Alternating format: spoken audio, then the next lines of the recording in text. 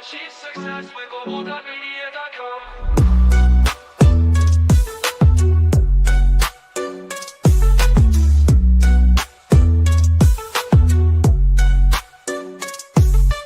Every step forward is a new beat to your drum. Achieve success with Global.Media.com. Then celebrate it with or without champagne. Yay! I'm back doing an event. I haven't done an event since when? Oh my. All those who message me and say, Annie, are we starting? What do you think? What do you think is going on? It's not starting. Yeah, I've started. So I'm here. And some of you are here. That's the beauty of my life. So welcome, welcome, welcome. We're still not starting, honestly. Of course we're starting. Yeah. So welcome, welcome. Sean, I see you. So Sean, if you're on my YouTube, Sean, please do. Now, like, comments, and subscribe. Right, I was just watching a show just now, and I don't know. I think people have different ideas. Look, I am Eni Osung. Zara, you joined me. Welcome, Zara. Welcome. Yeah, Hello. You look bright. How are you? I'm fine, thank you. Am I the first one here? No, Sean is. You were the first. Of course, you're the first one here. So our friends will join us in good time. Oh. I'll do some invites out. So that's Christiana. Yeah, stop moaning at me, Christiana. At last, Eni. I'm always going to be fashionably late is why I call it Christiana. Yeah, but you know that already. You know I do that every time. So why beat me up about it? For speaker wise, yes. It's all right. You're safe. You're safe with me, Zara. You're safe with me. Oh no, someone else has joined us now. So Michael normally beats everyone to the game. So Michael, you're here. I see you. Joyce, welcome. Sean subscribed to my YouTube for a while. If you haven't subscribed to my YouTube, my friends, now I said, Zara, have you subscribed? Are you on my YouTube? Zara says no. I'll send you the link. I'll send you a link, right? Okay. I need more subscribers. Will do. Do you have a YouTube channel? No, I don't. I don't YouTube. No? I don't YouTube. No, I've been advised to YouTube, but no. I use Anchor, don't I? Not StreamYard. So I can't stream it live. Okay. No, YouTube. I mean, doesn't your platform stream to YouTube? No, because we use Anchor. So if you're streaming on Spotify using Anchor, you can't stream it. If I'm using, let's say, like Twitch or what's the other one? I don't remember its name right now. You're so young. You're young and trendy. Us old people use YouTube, right? Maybe, yeah. I'm so sorry. I don't use YouTube. Us old folk who use YouTube. No, it's because you can't. If I was to stream on YouTube and on everything else, then I wouldn't be able to then go to Spotify and stream. You can't stream live on Spotify, can you? True. I get it. I'm just being facetious. I think most of us stream to YouTube because I guess we hope to monetize. We want to get the criteria. Is it 4,000 watch hours and 1,000 subscribers?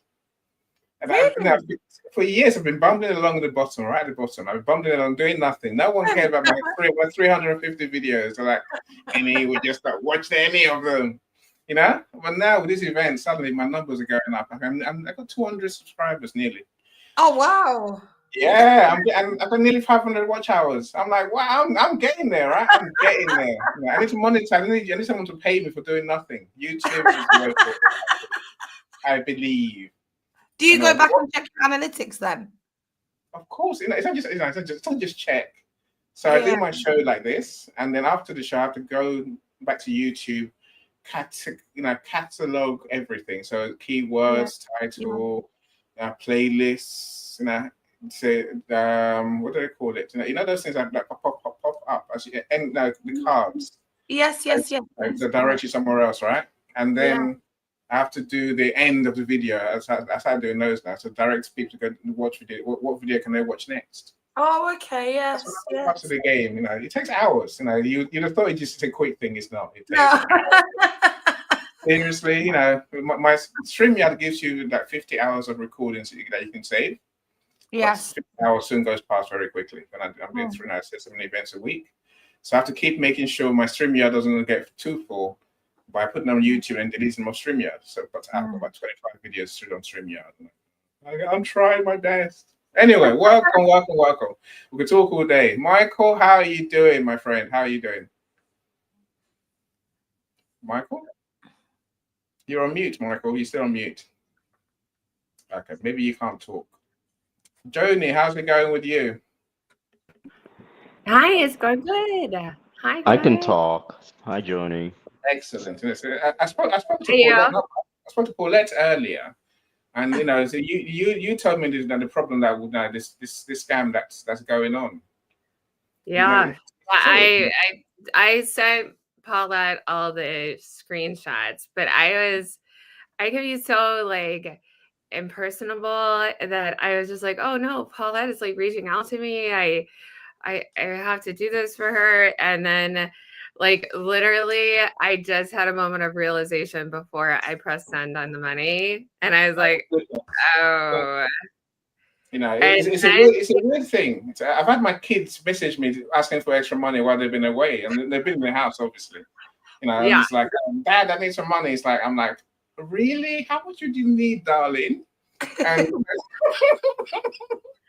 it's so true. I feel like we've discussed this before, but it's like getting more and more in depth, where people will call their grandparents and it sounds like their voice and they're like, Grammy, I'm in jail. I just need bail money or I need something put on my salary.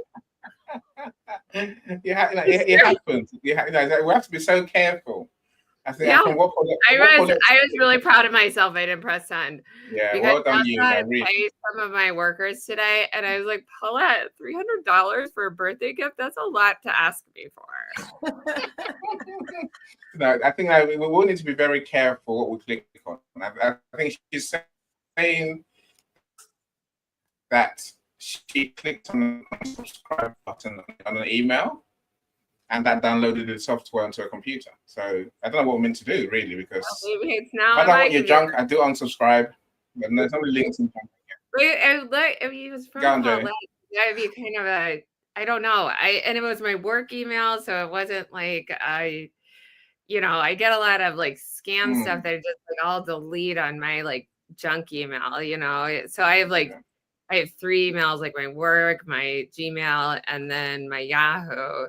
And so, very occasionally I get really good emails to the other ones. But it was my work email. So I was like, oh no, she's in trouble.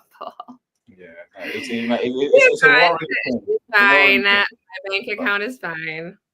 Yeah, and I say we do have to be very, very careful what you click. And because it's just us, we can be okay. I'm saying we're not to click on anything, but some people if you've got a team, you have potentially people click on everything. They click on stuff. It looks interesting. My email is going to get deleted in 6 days. I don't know how. I'm saying the right. It's my email. My bank wants to talk to me. Someone called me the other day. We're from your bank. I'm like, why would my bank call me? Well, just verify your identity, and then I tell you why. I'm like, no, I got money in my bank. I don't owe them anything. I don't owe anyone any money. Why would the bank call me? You are so far behind on your mortgage payment. Right. You're facing foreclosure, and if you do not answer this by the end of the day, the authorities will come. Or you're just like, what? Never fall for it. Wait for the worst to happen before you go give anyone the money. Right? Wait for the worst to happen. Then they come and knock on your door, Christiana. The link. Eddie, I have to tell you, I have 2 young college kids coming over to help me just get rid of some heavy stuff in the garage. I don't know when they'll be here. So if I just like go off immediately, that's why. No problem. No, you're here. Christiana, I thought I sent you the link to your WhatsApp, but you send it to your DM now. So please do join us. Anyone wants to join us, the link is on your event on our event page. So you can just minimize the screen, or you start a new tab and you find the link for joining the studio there. Of course. Now, thank you so much for joining us. I'm so glad to have superstars in the studio. That cheers me up no end. So this is going to be a very important topic for all of us. I know that for sure. Yeah, so I'm excited. I'm always excited. Oh, why have I gone back to? We still have to talk to Michael. So I feel like Michael, share with that. How are you doing today, Michael? How's your day going?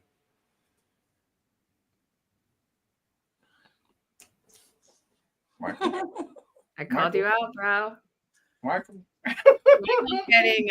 I just a glass of water or something. Yeah, maybe. Look. So I'm just watching a show that says don't sell on social. I'm like, what's the point of being on social? I'm not saying harangue everyone with a sales message. I'm saying, right, but tell them what you do, right? Tell them what you do. If you don't tell people what you do, you can't help them. The worst thing, I hate how people come to our spaces, and we can help them, but we'll let them walk away with the same problem they came in with. Don't be that person. Learn to tell people how you help, and if they want your help, they can ask for it, right? That's my solution, really. I don't believe in letting people suffer unnecessarily. Right, my YouTube link. So now go to my YouTube link and please subscribe, my friends. Here's my YouTube link. You have to copy and paste it into your browser and then subscribe. Of course, like I always say, play a video, right? Play a video. You have to watch it, just click on it and then play in the background. When it's done, go on to the next video. It buys me watch hours. That's the important thing. I'm not going to hide it, right? So apart from that, what I'll say to you is that I love to publish people's books and have a unique gift to make people international best-selling authors. If I can help you write your book, publish your book, and sell your book, let's talk about it. If I can help you do events like this, let's talk about it. That's a sales thing done, right? Of course, that book behind me. You can go and buy that book. That is on Amazon as well. Joni's book is next. Joni's book is so close. Joni, I need an author bio from you. Okay. Yeah.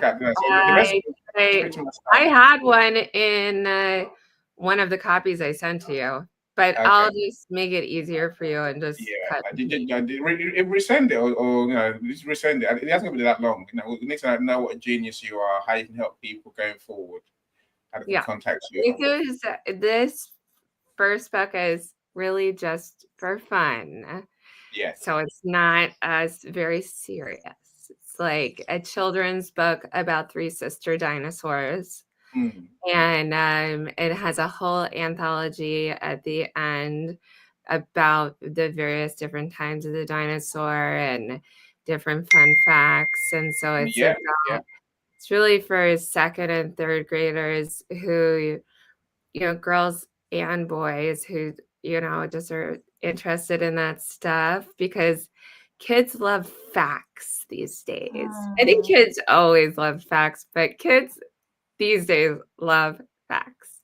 So it's stories and then facts. So anyways, if any of you guys have like a public library to donate to, I mean, buy my book. I am a dinosaur fan. I believe in dragons. Well, I told you that's what a pterodactyl was. So, right. Just breathe fire. I enjoyed reading it. I enjoyed reading most books I work on, but yours, I enjoyed it most because pterodactyls were very, very scary. But they rescued one of their eggs and brought it back up to the ledge. Christiana, I forgot you down there, Christiana. Sorry about that. Anyway, do you want to introduce yourself, Zara, or do you want to wait until you start talking? Tell them what you do. Annie, I got a question before Zara goes on. Go for it, Christian. Joni, did you send the photos to Annie for the book? Yes, I've got them, yes. Awesome. So, my son is into dinosaurs. So much so I have garments with dinosaurs on them. So I'm looking forward to your book. Cool. They can just read through the pictures themselves. They don't need to read. Just like they're pretty awesome. Like there's dinosaurs carrying backpacks into their first day of Yeah, school. they go to school. wow. They go to school. Love it. No, look, It's now, a very, it's lighthearted, and it has my nephew who is in second grade. He, I could tell he gravitated towards the end of the book with the facts, like, you know, what time periods were each of these dinosaurs, like, you know, Cretaceous, Jurassic, and Jurassic was last, but whatever. There's many others. Triassic. I got it. Cretaceous, Triassic, The Jurassic. beauty of the journey for me is that you give dinosaurs personalities. Almost like, I can actually imagine them living like that, you know, with the emotions, with the kindness, with the thing, you know, with the funky behavior and personalities. Yeah. That's why like your dad goes away and then he finally returns and they're all just like trotting up like, oh, daddy's home. And then they meet one chapter is they meet their mean Aunt Stella, who they're like, but then she ends up just having a hard spell. So my little one is at the why stage. So with this book, I imagine he's going to have a lot of whys, like why this, why that, why not. And this? I talk about the Great Cloud at the end too, but they survive, so it's not totally. It's like they don't know what their future is going to be like. They found like a kind of an oasis at the end with the Great Cloud, but it was ambiguous. If just imagine what the audio or the live is going to be when we start doing lives about this book. Just imagine. It's definitely, it's not about mental health. It's just for fun. They're coming soon. Mr. Hola Digi, how you doing? Welcome, Michael. I think you introduced us. So glad you're here, friend. Glad you're here. Welcome. Excellent. Of course, Miss Ramos. How are you doing, Miss Ramos? Hopefully you're having a good day. What's that thing scrolling across? Hi, Michelle. Really annoying. So I have to get rid of that thing that's scrolling. So yes, I'll stop that. I might change it. So it's winding me up. Now, welcome all of you. And Omar, I see you as well. I'm glad you're here. Omar is the one who does Mr. Zoom party. It's a game show. If you're wondering, anyone, do go along, right? You know, you want to hop on. Yeah, okay, you have work. Okay, I understand. Look, you're here. That's an important thing for me. If anyone else is here, please drop us a comment. I wouldn't know you were here otherwise. My YouTube friends, make sure you like today's video. Don't forget, like, subscribe, comment, and watch more videos. So it's so great to have you here. And my friends in the studio, you've made my day. Let's have fun. Let me do what I do. Let me do my introduction to my topic. Now, this is such an important topic.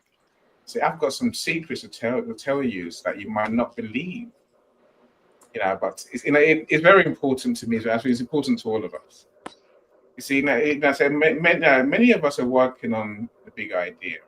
Whatever our bold idea is, a solution of sorts. It could be a book. It could be, a service. It could be a product. See, we get so stuck in the doing to bring the idea to life. And then by the time we get halfway through, we're thinking, damn, so long to go. And then but somehow we get towards the end, right? What I call the last mile. The last mile is when you get towards the end of your project, the last bit. Most people give up. They stop dead in their tracks. Now, my first question to you who are here on the studio and those in the audience is, what happens? Why do people die a terrible death in that graveyard of the last mile? Why do people not complete? Now, what do they actually reach their goal? Now, why not finish a project? Now, they start writing a book, and suddenly they forget to finish the book because something happens in the last mile. They come to me as I'm trying to publish their book, and something happens to me in the last mile, right? I think I want us to leave here today understanding what happens in the last mile and how to make sure it never happens to us ever again. If you don't believe that this last mile problem exists, now think of your friends. How many have had good ideas Think of you. How many times have you had a good idea, started, and then it just hasn't happened? What goes wrong? I have the answer. I'm so excited to share it with you today. Yeah, that's what we're talking about. You see, then of course there's complexities. Of course there's barriers that happen along the way. Some people just run out of money. To be fair, so many things happen, right? But I think it is our choosing, it's our way of being, it's our way of thinking that makes us come to a halt, in that place where something like I called it the congested last mile, because everyone stops there, and so many never move on forever. They're there and they're done. See, much of my thinking today is influenced by someone called Dr. Mark Harris. I read one of his articles on Medium. I'll tell you what the article's called if you really want to know. You might want to go and read it yourself. His article is called "How Do We Overcome the Last Mile Problem of Behavior Change?" He's writing more from a social scientist, social work perspective, but I know it applies to all of us, and it's a lot of what we know. But now he says quite clearly that it's been said that the last mile, in the last mile, we must be prepared to run a different race. The new race will involve moving from large-scale insight towards human decision-making and behavior. Behavioral science helps us to develop practical and contextual relevant solutions which are more likely to be effective. There is a science behind this, is my point, my friends. Let's learn the science, and also let's learn from you who are in the studio. Let's learn from you in your comments about how you navigate this last mile issue. It's an issue, it's a reality. And I guess this room is a what if room for a reason. What if? What if you pushed on and actually achieved your goal? What if you had dreamt big and changed the world? What if? Why not? I mean, actually call it why not, right? But what if you do? What if you are that person who has a solution that the world needs for that thing? That's what I'm here for. I say a lot of people tend to go away with, oh, nah, it's not going to work. What if it goes wrong? What if it goes belly up? What if I can't afford it? What if no one likes it? No, think the other way. Think, what if I am that person? My solution is that thing that the world needs. Everyone has had these what if moments. Look around you. Everything that you see around you, someone made, right? Someone thought one day about it and they created it. I'm saying we have that potential within us. We all do, to truly create a solution that the world needs. Again, sometimes people would think the what if dream, the big idea, is like flying the space rocket to the moon. It's not. It really isn't. I say someone made the pen in front of me. Someone made the phone in front of me. Someone made my air cooler thing that's keeping me cool, not too hot. My note. After everything was made by someone. What's your big idea? What's your bold idea? How are you going to change the world? Your world, my world, everyone's world. Because we can. That's the premise of this room, and this conversation. So, which is, what's your take on people who fall down in the last mile, my friends? Go on, Zara, please feel free. Hi, everyone. Hi, Joe, Michael, and Christina. I think when you spoke, Annie, about the last mile and having, when you're within the last mile, we think of it like this. We go from the stage of building to the stage of delivering. And when we're in the stage where we're building, who we surround ourselves with in the last mile is very, very important, because sometimes we forget. It's like running a race. Imagine you're running a marathon and you've worked so hard and you've just got to get to the end result, to like, I've done this, I've achieved this, and now I'm here. Therefore, I need to continue. But a lot of people have the problem of, they have all of these beautiful ideas, they've gone through the challenges. The last mile is that push, that struggle to say, I've done so much. built myself to this point. Now where do I need to go? Some of us are fortunate enough to meet people in our last mile or in the last mile who will push us. Like I said, when you're running a marathon, those people who are like, you've got this, you go, you continue. People in the last mile have the hugest impact on how you create that change, because a lot of people have the vision. They build, they spend years, they put money in, they do what they need to do. But when it comes to, there's just that little bit left. And that little bit left is that vital point of, I need to, but it's that need. It's transferring that need. I need to have specific people around me. I need to continue to understand my vision. I need to understand the delivery, how I execute, how I execute things, to be able to say, this is my vision. Now let's see it come into reality. So it shows the change that I can see within myself. So the final mile is basically, in my opinion, it is going from the first point to the point of delivery. So that's what I think. That's there's truth in there, Zara, for sure. It is that initial excitement, and then reality might hit us halfway through, and then towards the end, we do something. We're easily knocked off track. Sean, I'm with you entirely, Sean. Sean says the closer we get to our bold idea, the easier it is to mentally check out. Which is ridiculous. You'd have thought the other way around, Zara. Wouldn't you? You'd have thought towards the end we're getting more excited, but we don't. Maybe sometimes we're exhausted, we're burnt out, but we're not. It's us that. As Sean says, we can assume that the hardest part's behind us, and then so we think, oh, it's gonna happen anyway. I can stop putting the effort in. Of course, I'm all right. You're not all right. I think there's a science to how to make this really work for you, right? How to really make sure that we do take the steps that we need, that we must to deliver. And delivery, Zara, is where it's at. I think the delivery point is both the carrot and the stick. Some people are petrified by that reality that, you know what, all this work you've done, it's time to deliver. And they're like, ah! And then they check out, and then they clock out, call it what you like, literally. Then they lose. I think fear grips them. Fear grips them. Fear and the reality of they won't like it. It's not going to work. How am I going to sell this? And this is not me. I can't do this. Even though you've done it all the way till now, they're starting to tell themselves a whole different story.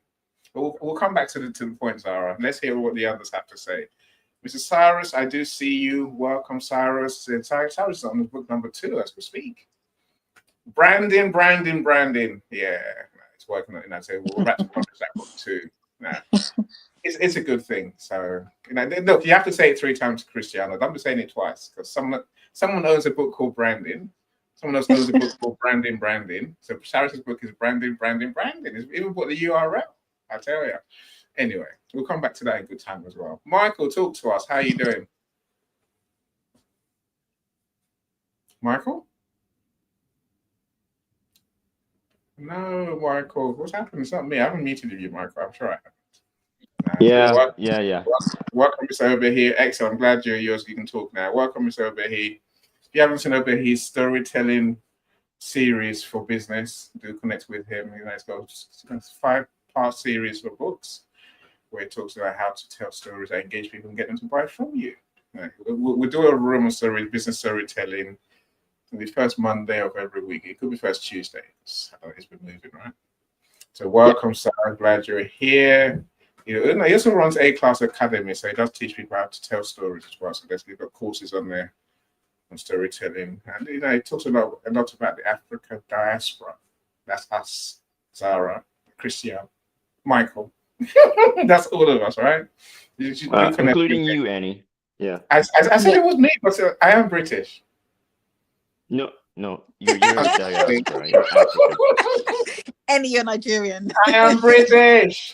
I got a British passport. My son was British asking, why have a Nigerian. Nigerian passport? I said to him, when I was younger, I had a dual nationality, but I got rid of the Nigerian one and became British. So you can't You change threw it that. over your shoulder, did you? Well done, you. I dug a hole and I left it there, right? Michael. Yeah, you need a T-shirt that says I'm British. No, it needs one that says I'm Nigerian. No, I can't go anywhere with that one. I can't go anywhere. I won't be able to travel the world. My son was having the same conversation with me a couple of days ago. I was like, no, I didn't just like have a little dainty teacup and a little like a crumpet, like just at all times. I could do that for you if you want. I can put my teacup properly. Just like a granny teacup. Yeah, my finger pointing the right way. Yeah, we've got that. Let's stop it. We're getting distracted, right? Who's oh, that's probably Dr. Yvonne. Dr. Yvonne, join us in the studio. So I'm lucky to meet this legend the other day. Dr. Yvonne's amazing. You know, you get to meet her, so you know me. Which Dr. Yvonne is that? Is that Yvonne Thompson, Dr. Yvonne Thompson, or different Dr. Yvonne? No. Dr. Yvonne. That's a different Dr. Yvonne. Yes, the Smith T. So this one. Now she does stuff in. She supports businesses or startups in Africa as well. You know, so I'm always excited. You know, she's in the US. You know, so I'm meeting her again on Thursday. So we're gonna hatch a plan to bring Dr. Yvonne to the world. That's my dream. Anyway, awesome. So, thank you so much. So let's go back to Michael. Michael, what's your take on this topic of ours? Okay, the take on this topic is it's all about limits. Explain to us. Humans, we all live with limits. I mean, we keep limits on ourselves all the time. And the reality is that there are no limits. There are no limits. And so as a result, because of the fact that we always expect limits, we function in such a manner that when we reach or approach one, we tend to relax. We tend to become complacent. We tend to not imbue so much effort into getting to the destination quickly or anything of that nature. We just withdraw, as what you call it, Zara was saying, and also the other gentleman as well, the one that Annie mentioned. But that means that we have to create a mind shift for ourselves, a mindset shift. I always say that there is no such thing as a limit when you reach heaven. You reach heaven, what you need to do is you need to go beyond heaven. You can't just stay right there, because otherwise, what's the point? You reach heaven, then what? Then what? There's got to be more. So go beyond. And that's the whole point of our reality. That's the whole point of a human being. That's the whole point of why we're here. We need to go beyond our current reality. We need to go beyond whatever it is, limits that we put upon ourselves. So what Annie is observing is that for some reason or another, or even the other gentleman who he mentioned that has a book that has written all about this thing, the psychology, human psychology, we tend to restrict ourselves because we find everything that we're looking at, we think is a limit. It is not a limit. It is something that we observe, something that we live in. What we need to do is grasp a way of going beyond whatever limits we put upon ourselves, because that is the only way we shall surpass ourselves and improve ourselves, is by going beyond. We do this practically all the time. All the time, we're always going beyond, reaching new heights. But then when you reach a certain plateau, that you think is the plateau. And the reality is that that's not the plateau. You need to go beyond it, beyond your limits. So that's the reason why I believe most of the people, that's why I believe Annie is having this conversation, is to imbue that within you. Anyway.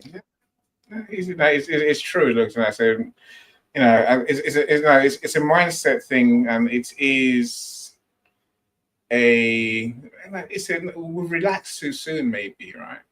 We stop and relax. We think we're done. We think we are there. We think we've done all the hard work, as Sean said earlier. But literally, I think we have to find the way to get focused on the prize and then move on to actually focus on the prize and actually get to get to the destination. Is not the creating, is the point. We think the creating is the destination.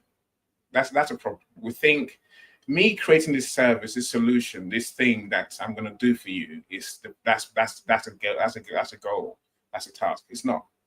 That's the point, Mark. And I think you hit the nail on the head. We need to have a mindset shift to realize what the goal really is. And once we realize what the goal really is, our mindset changes. Everything changes. What we do changes. How we approach this issue changes. The last mile becomes an exciting journey. It becomes the moment that we're truly have been working, the moment that we can be our best selves, the moment that we can truly show the impact of our solution. This excites me so much. It really does. I know what I'm thinking, and I'll share it with you in a few minutes, I'm sure. But literally, now this is the part where we need to enjoy it the most. Because when we do, it gives us that motivation to go the extra mile. There's something that we need to think about in all of this. It ties in what Zara was saying.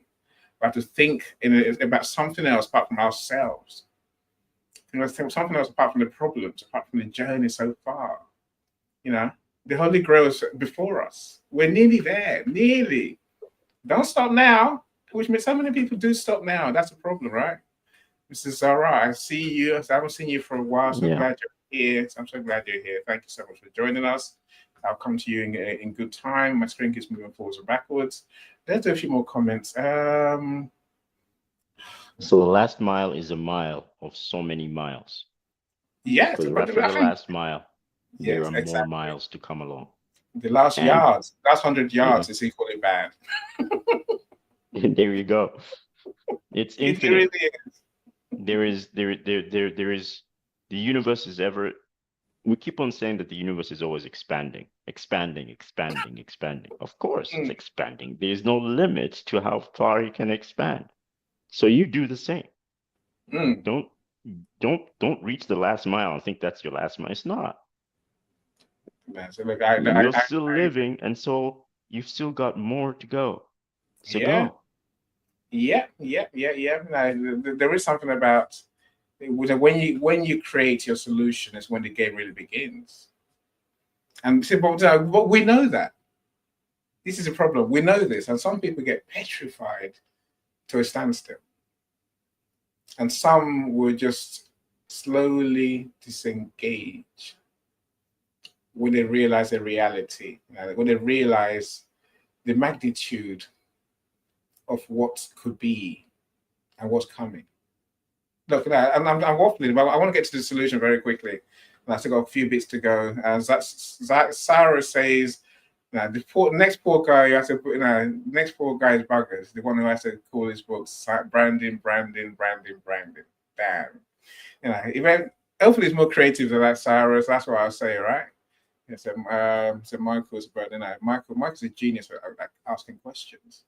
I wish I had this man's talent. He creates questions in a way that he has people giving you whatever you want half the time, right? So do connect with him for sure.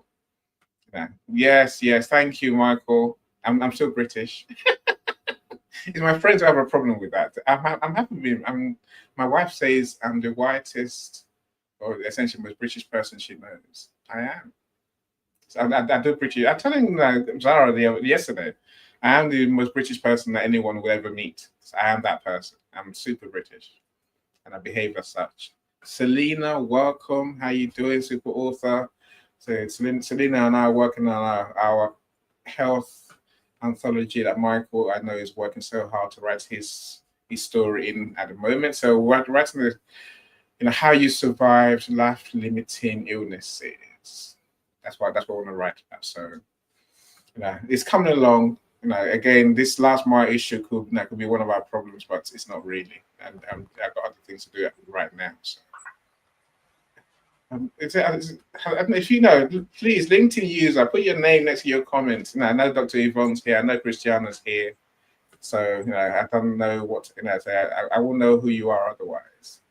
I'm going to come to you next, Christiana. So, he says, ha, greetings to you, my British friends. Well, I love my Nigerian thing. So do I. I love Nigerian food. Now, more than crumpets that someone mentioned earlier. I think it was Jonah mentioned crumpets. But I do love my scones. I love scones. And I love Cornish pasties. If you... Cornish...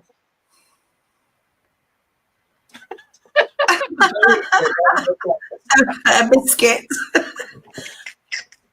If you say like a Cornish pasty is the greatest thing ever. When I leave my house to go like up country, when I come to see you next week, Zara, I buy Cornish pasties. I can't not have Cornish pasties. I love, it's like only we make them here.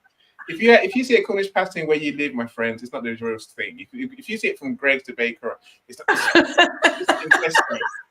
us Cornish people were like, what the hell is that? It's not Cornish pasty. Anyway.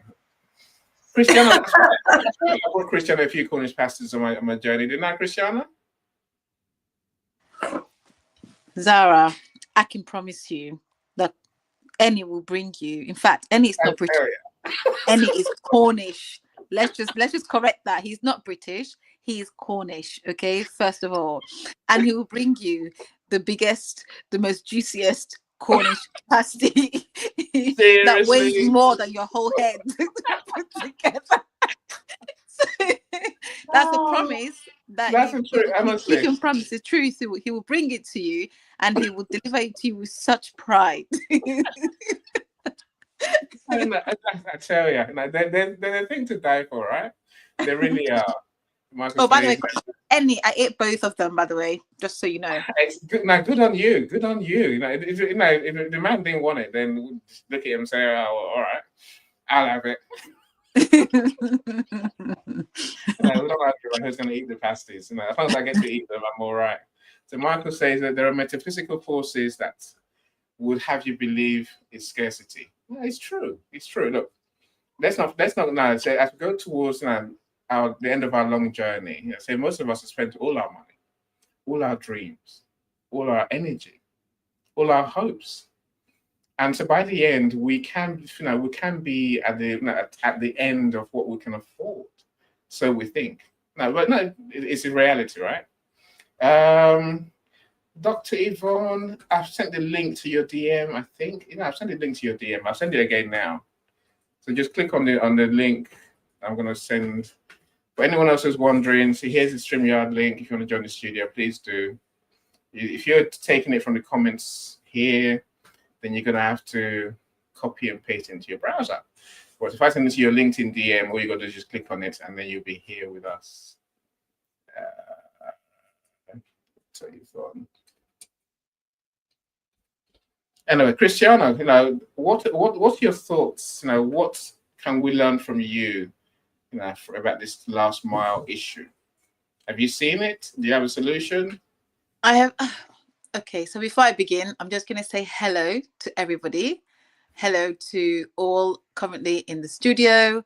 Hi, Cyrus. Hi, Obi. I have not seen or spoken with you for God knows how long. I can't even tell you. Hi, Joni. Hi, Zara. Michael. Great perspective. So, Annie, great topic, great questions as usual. What I'm going to say about this is the first thing to think is, as human beings, we have between 12 to 60,000 negative thoughts a day. And therefore, the idea of that last mile, when you think about what research does tell us, is inevitable, right, to begin with. And so in thinking, as Zara was talking, I said to myself, I take on the point that she made. It's quite true. The people you surround yourself with, whether right at the start from creation to end, but in particular at the end, is really important. The reason being, number one, life happens. And as everybody was giving their perspectives, speaking and giving this perspective, I was just thinking about just life in general. So we might think there's a science to the last mile and why people become, as I guess, discouraged or fearful, and indeed, I won't say reluctant. Reluctant is not the right word. Neither complacent. I think sometimes it's knowing how to end, or what to put, or the view you began with isn't something that you want to end with, or the ending you thought you were going to have on that book that you're writing may change in the process of going through that writing journey to begin with.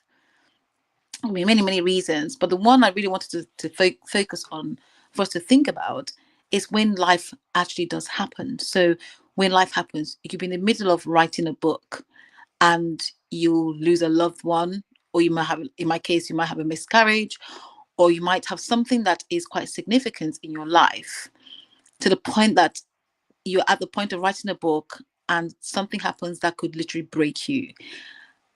Having the right people around you really helps you. And that's why I like what Zara said. Because no matter what happens, we all need that person, or those people in our corner, that will cheer us on, that will help us to get past that mile. Now, when it comes to the mile itself, you really have to ask yourself, what's the reason for that mile?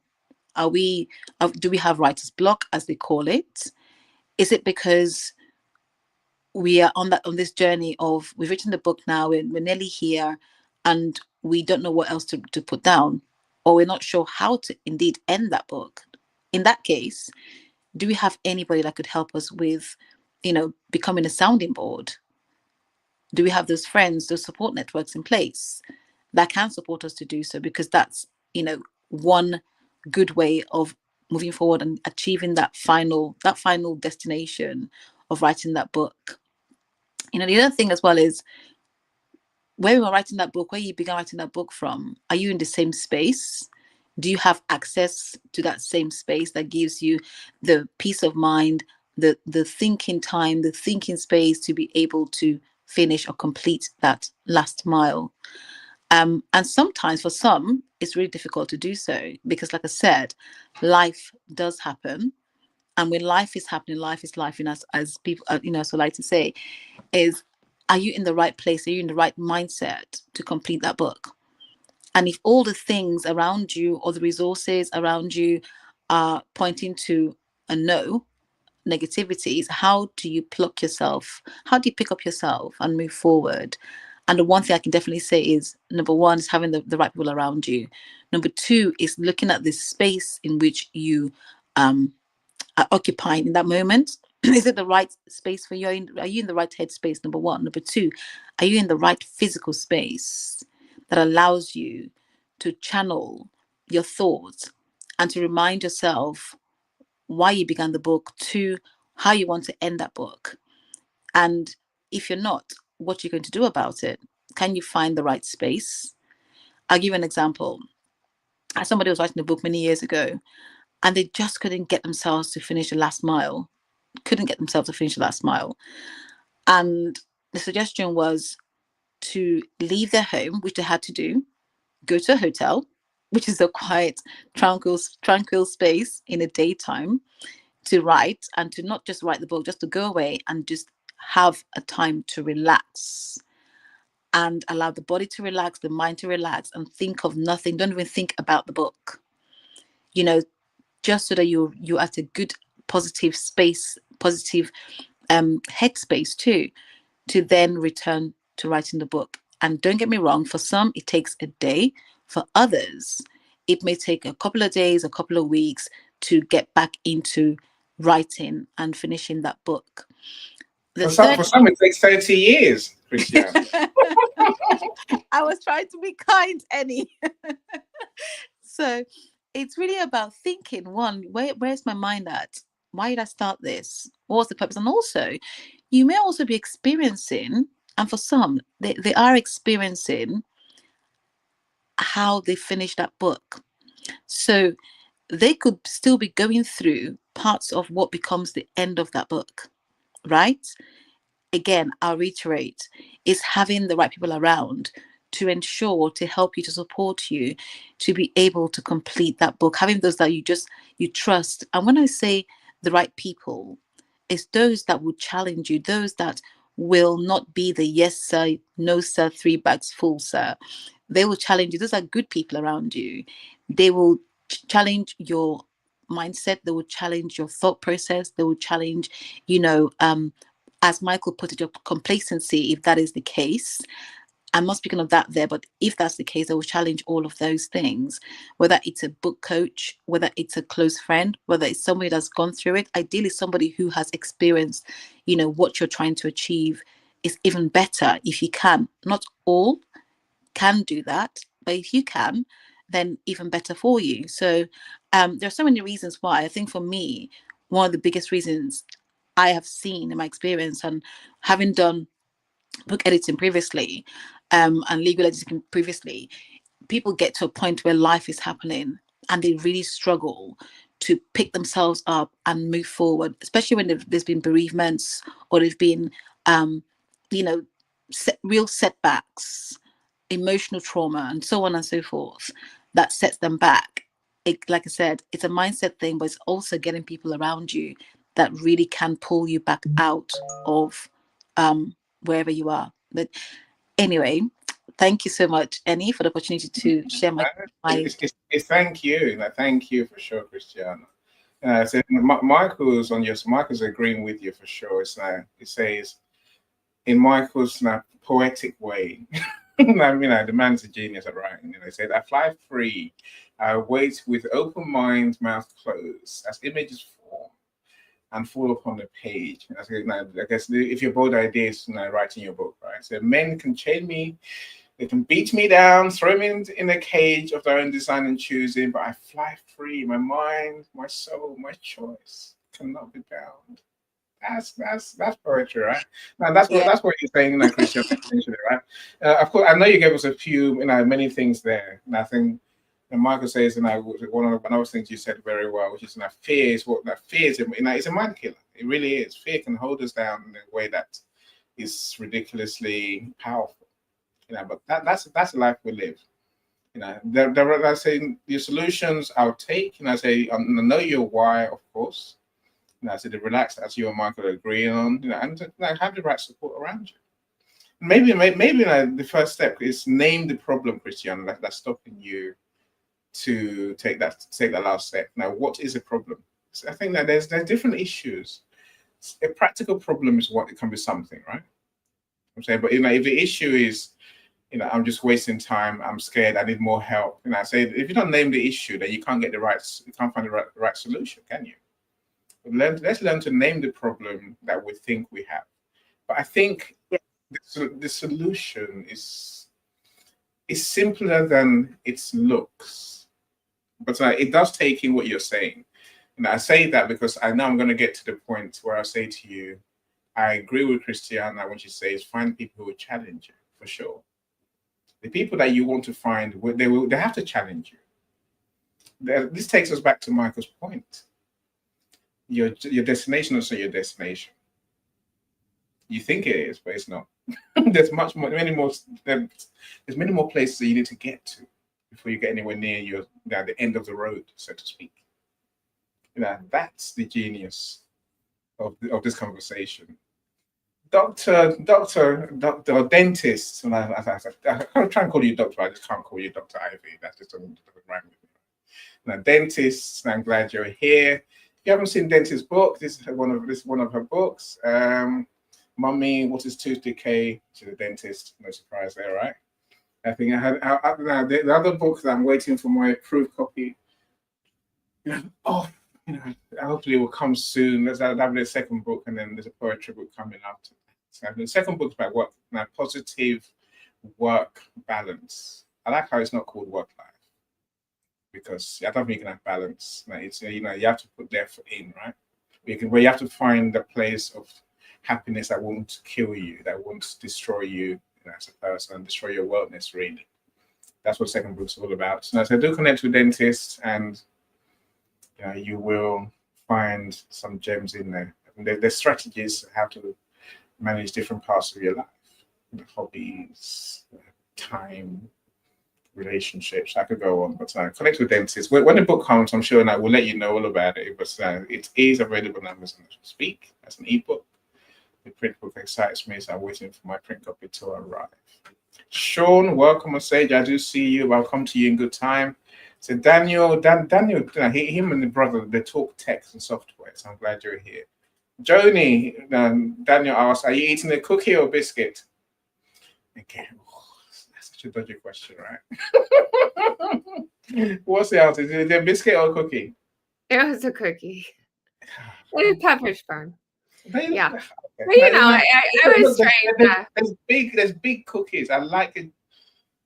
The kids get to I buy love a British, biscuit cookie that's not too sweet. I love them. So, do not take my fondness for other cookies in the wrong way. All right. Yeah. So give me a second. I'll come right to you. I agree with you. We're having some juicy cookies. It makes a difference what it is. A biscuit is not a cookie, right? I don't eat most biscuits. Right. I have some good points for everyone. You get to share them all, Joni. I'm not going to stop you. I'm going to before these college boys show up. Give me 30 seconds. 30 seconds, and I'll be with you. Dr. Roxana's driving. She's here, but she can't come on stage. I get that. Dr. Yvonne, I have sent you the link to your LinkedIn DM. So please do click on the link on the StreamYard link. And do join us if you can. I'd love to hear your thoughts. Cyrus, didn't I mention Cornish pasty, Cyrus? Are you sure I didn't mention Cornish pasty? I'm sure I did, right? Anyway, I'm not going back there again. I get too hungry. Michael, go and watch the replay. you can see my whole waxing lyrical and religious lyric about Cornish pasties. There's only one type of Cornish pasty. It's made in Cornwall. Sorry, peeps. I'm just saying hashtag, right? And as Michael says, the last mile is largely in your head. Do what marathoners do. Push through the wall, or conversely, live in the present. I like that, Michael. Live in the present for sure. It's a near-death experience, a wonderfully delicious wake-up calls to live with intention and intention in the present. I agree. There's truth there. Now, I think we can simplify the thoughts, Michael. I think we can simplify. And it was about how we're doing what we're going to do, right? So Michael says it almost always boils down to fear, at least for most of us, it's a fear thing. Please, Dr. Yvonne, I think, she says, I believe that you hit the point in the beginning. So to Michael, so to Mr. Michael, so mindset, intentions. I agree. There's something there, right? And you also mentioned balance in energy is what we need. I agree now. We need to turn it up. It's not just balance. We need to turn it up again. It's when we think we're at the end, it's when we're really at the beginning. This is a point, right? That's when we need to turn it up and go again in a big, big way, like never before. There is stimulus to help us, my friends. I'll get to that in a second. Joni, the mic is yours. Share with us your thoughts on the last mile and the strategies to overcome them, please. Sure. Yeah. Well, I went to tell Michael that during one of my meditations, I tried your flying technique. It did not work. There was no flying. So I think I still need to get to the, that door and what the matrix, as we were talking about. Try that. Explain. Go on, break that down, please, and if you can, in a few minutes. Tell us what you mean. But Michael could break it down better. I was like, you can levitate. No, there's no levitating. Anyways, and then also I wanted to tell you that one of my best friends here, he is British, but came over when he was about 10, but his father is very British. And he had told me one of his parts of his last meal was Yorkshire pudding, which I have no idea what the heck that is. So I looked that up. It's the easiest thing to make in the whole world. I'm like, bro, I'll make this for you anytime. Like, okay. And so I don't know if that's something that you guys enjoy. And so anyways, going on, I like the point about the marathon because really the cheering at the end, it really pumps you on, even if you're doing a 5K, which is basically all I've accomplished or if you're climbing to the top of Mount Kilimanjaro and you are just dead and someone helps you, gives you a little hand. So that essentially comes back to my point on collaboration, where creative genius is one thing, but there is so many other people that can complement that to make your idea come to fruition. And I also really liked Christina's point about you start a book and then, oh my goodness, it's taking forever to like maybe get published or whatever, and life changes. And so certainly that happened to me in my memoir. Not necessarily in a good way, but I have so many more pieces to my puzzle that I would love to include in my memoir. So it's challenging when you feel like something's completed and then your view on the reality of it changes as you grow with life, as everything does. So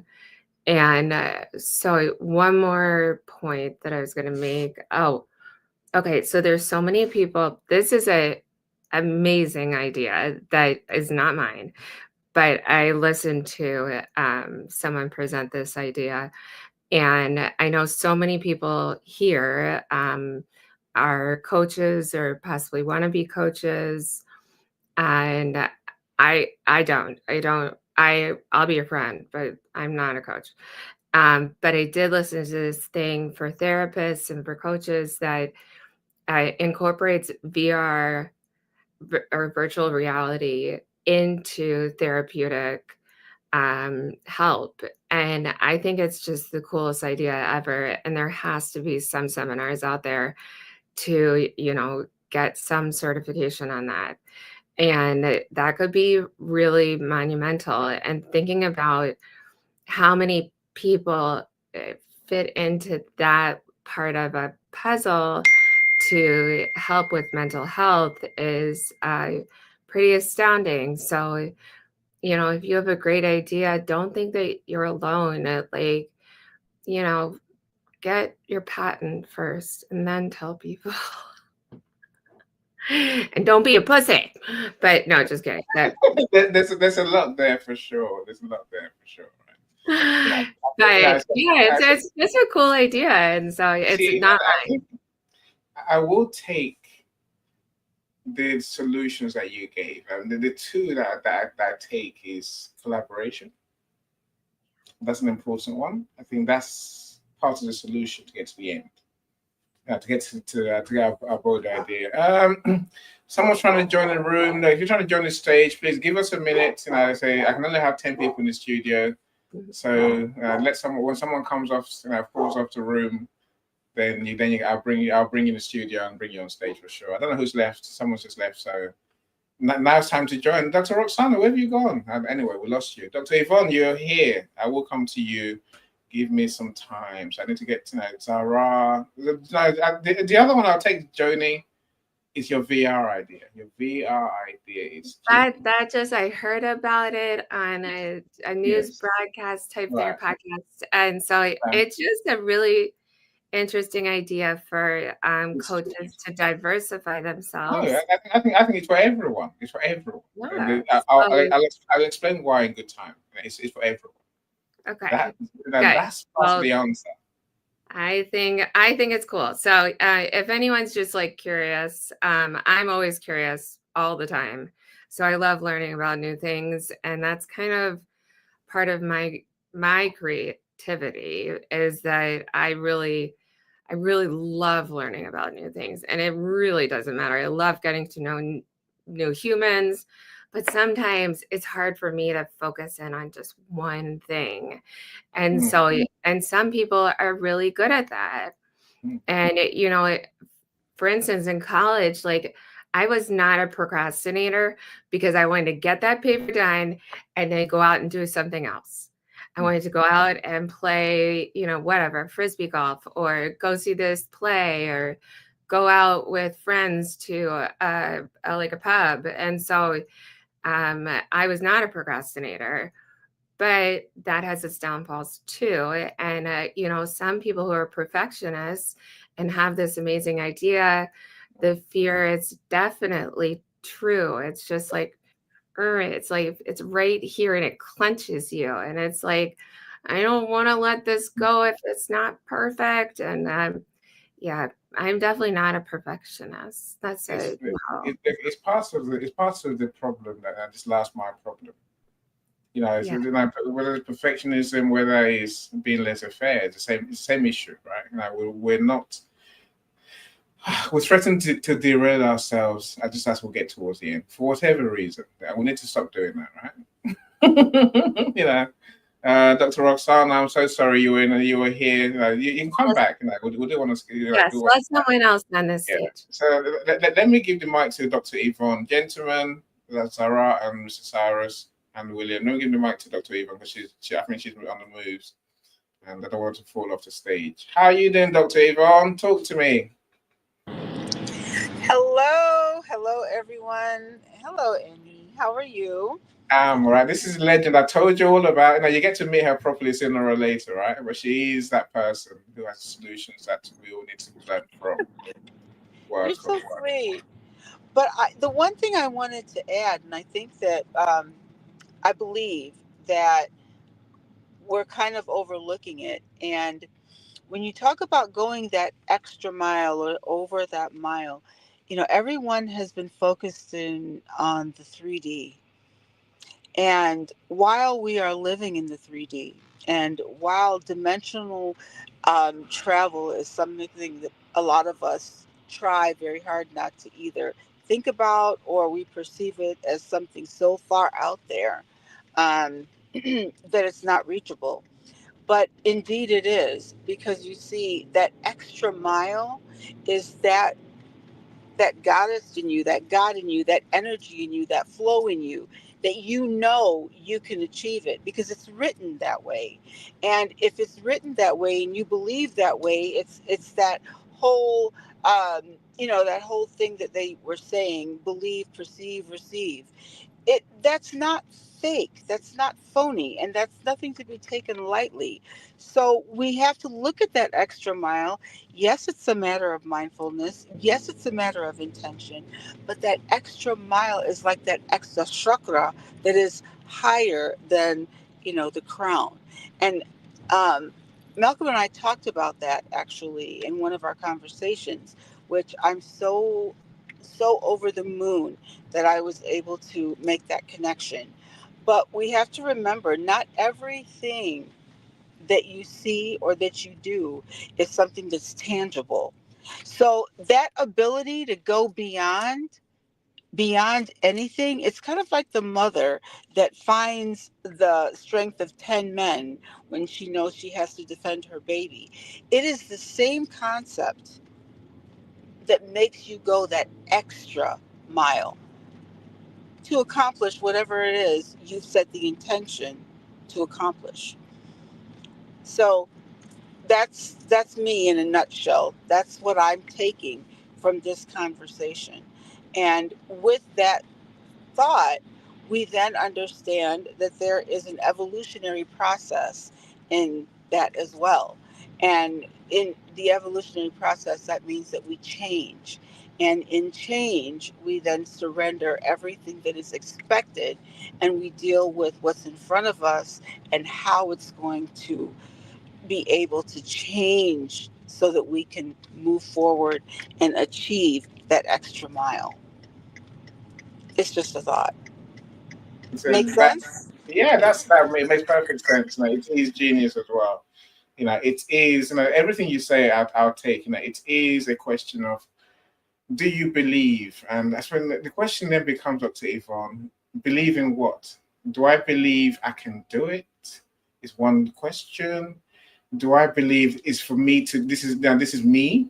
Are you with me? Do I believe that this really is my destiny? Do I believe they will love it? I think it's another type of do I believe, right? Do I believe the customers I'm here to serve, the people I want to serve, really will embrace my solution and take it on and actually use it? I think that if we lose belief in any of those areas, we're done. We fall victim to, like all the other people who fall down and congest the last mile. And we have to truly believe in ourselves that we can. Well, that's a valid point. Do you believe? So it's kind of like I'll do a parallel here. So it's kind of like when you're in a organized religion, a church, right? Um, which I no longer am a part of, but you're in an organized religion, you're in a church, and in that church they tell you, you know, oh, Christianity or whatever the religion is, you have to have faith. You can't touch it. It's a feeling. It's, the knowledge that you are told that this thing is tangible with the untangible, which is belief, right? Well, here's the thing.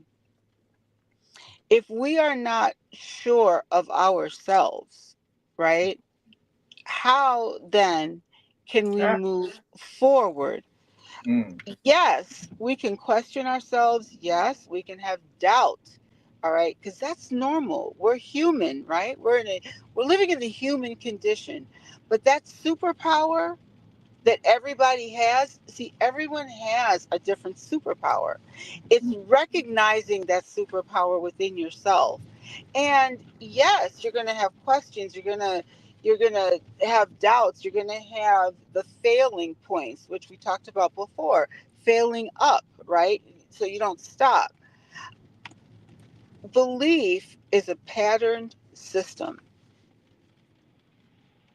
It is a patterned system that is told to us on how it works.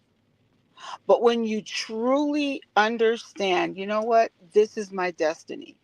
I'm not going to be a Ruth, and I'm not going to say, you're not working fast enough. You're not working fast enough, universe. So I'm going to make it happen. And then you end up, what? Maybe failing up or not getting exactly what you think you should have, right? So, in that case, you develop your own belief system, your own interconnectedness that allows you to see that extra mile, believe that extra mile, and not take from everyone else what you should be or how you should feel or what you should even answer to. All of that then becomes internalized. So, yes, your belief system is based on you, not external entities or cultural divides or conceptions. I tell you, Just my thought. no, I listen and I learn, right? That's look. That I agree with you 99%. I think there is a group of people that you must listen to on this final mark. This is my solution for everyone, right? I'm saying there is a group of people that you can't ignore, and we ignore them all the way through the process. This is the problem, right? That those people, they are the customers that you are here to serve. I say they're the ones. Their views matter. Is my point. I'm not saying they matter above all. I'm saying their views matter, right? If I'm creating something for, let's say I'm writing now. Let's use I know the book analogy well, right? I'm saying I have to be willing to listen to my readers. That's why we do it. That's why we have editors. That's why I proofreaders, right? Because someone's got to read the book and say, right, this might need changing. This is why I come back to your points, Dr. Even, about change. We have to be willing to change as we get towards the end. Once we're willing to change, that comes about how much we believe in ourselves. And now it's a whole. It has to work together, right? Because I'm with you, and I'm with you completely, Aruna. So let me hear a couple more. I truly think that is perfect. But the question was, what is it going to take you to get over that extra mile? But yes, you definitely have to listen to others because nobody is a know-it-all. And how are you going to grow if you don't listen to others? One of the biggest things about a really great leader is that he also or she also knows when to follow. And with that, I will. I'm driving, so Yeah. So you're very right. So I totally agree with that. And I thank you for gracing us with your time and presence. I can't wait for us to meet again on Thursday and see what we create for our friends here. Now, but I'm totally with you. It can sound like if I believe, if I ask my customers, then that's easy. Most people struggle with that part because now they're suddenly opening themselves up to feedback, to changes, and unless we believe in ourselves, the way you're describing, Dr. Yvonne, we're not going to make those changes. And we might get to the end, but as Michael says, that's not the end, right? The end has to be impacting our solution. That's the real end. When people start adopting our solution, when they start paying us, call it what you like. I'm saying the same thing, right? When they adopt our solution and start using our solution, our bold idea, that's towards the end of our journey. So we see, but I'm showing you now, everyone who's here, who's heard me all the way through, you're getting the idea. I'm saying, there's another end to the end, as Michael explained so beautifully, right? But we must take those extra steps to actually complete the journey, and many people don't. I'll say, Dr. Yvonne, thank you so much. I will come back to the points that you've all made so beautifully, all of you. The viral. No, I'm not going. Dr. Yvonne's going, it's not me. Don't go end the present end now, right? Michael says that's intense, Dr. Yvonne. I need elaboration. Yeah, no. Hopefully you get the message for sure, Mr. Michael. Omar says, Eddie is a great leader. Leave me alone. I only work because of you, my friends who are in the studio sharing with us. My comments feed is all moving up and down. I don't know where I'm going next. So now Michael says, I'm living in my destiny. My customers will appear. They may do, but what if we could attract them before the end, Michael? That's the answer, partly. Let me stop talking. Let's hear from all of those on stage, please, and then we can begin to.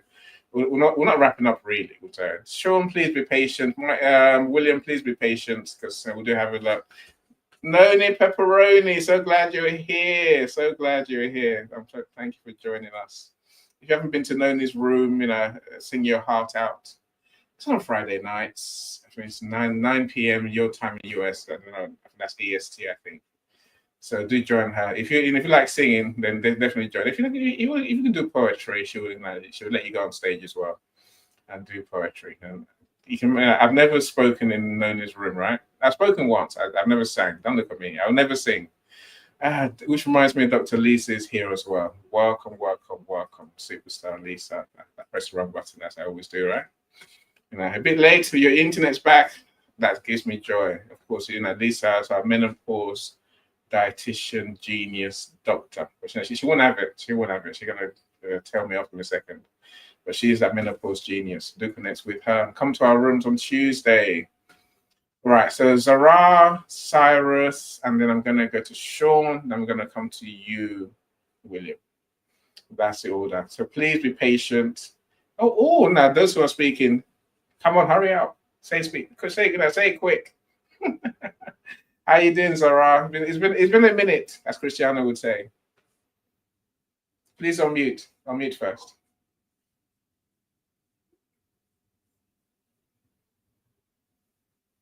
That's me, right? Yes, that's you, my friend. How are you doing? It's been a while, right? I'm doing good. I really like how Dr. Eva said about that when a mother has to save her children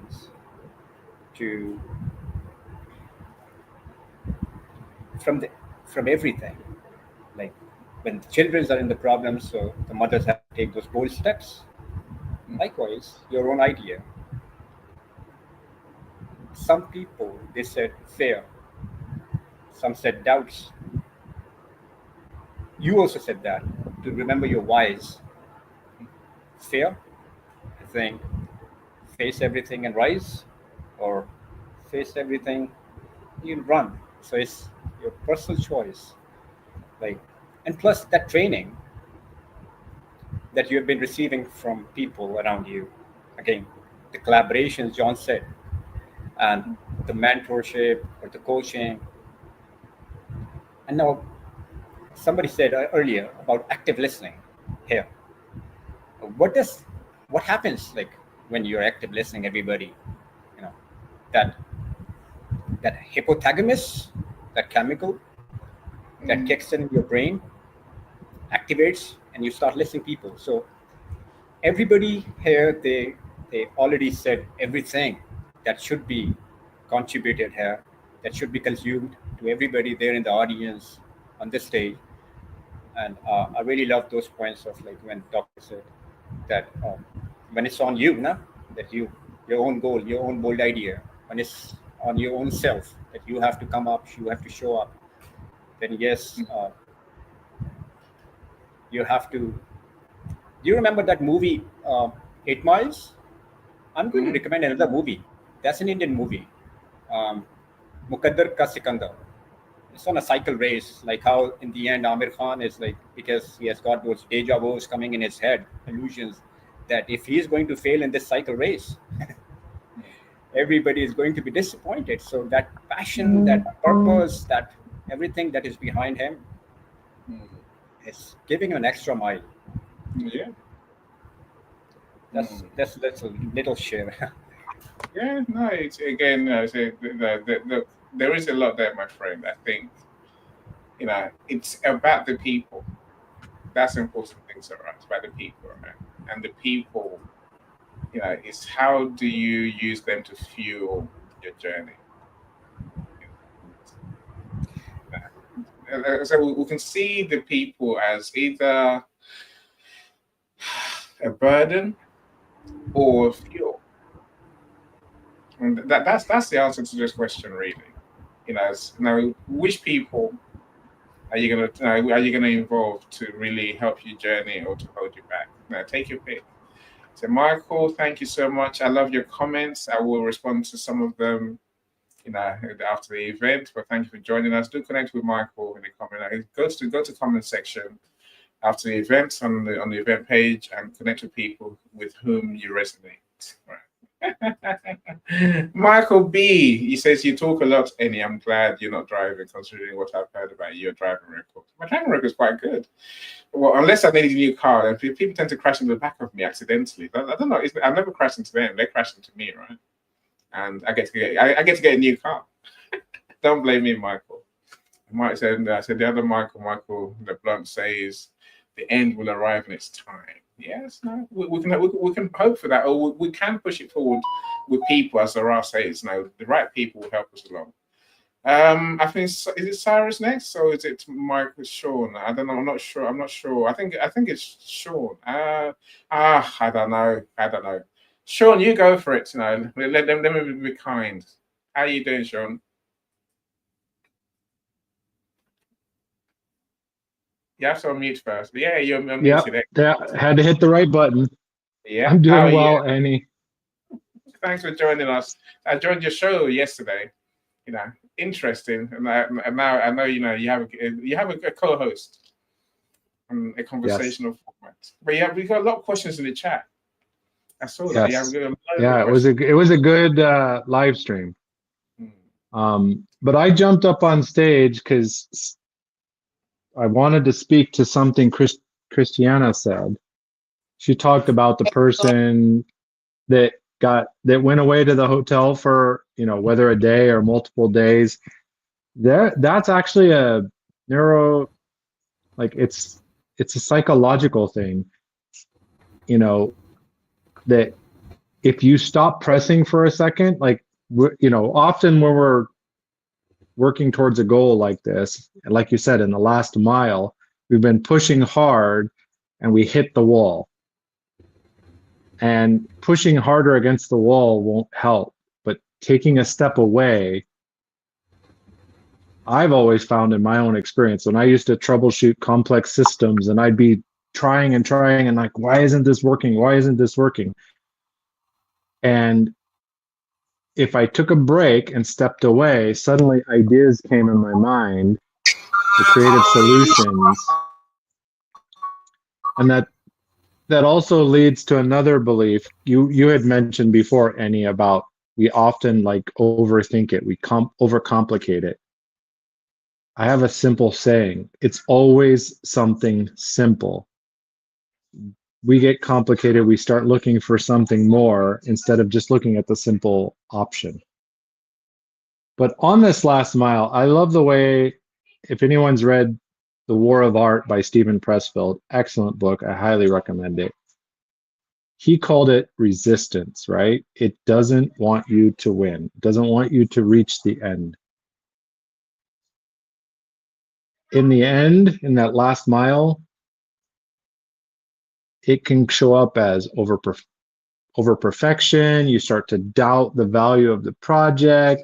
We go, oh, just one last tweak, which then brings us to paralysis, where we get stuck. And then couple that with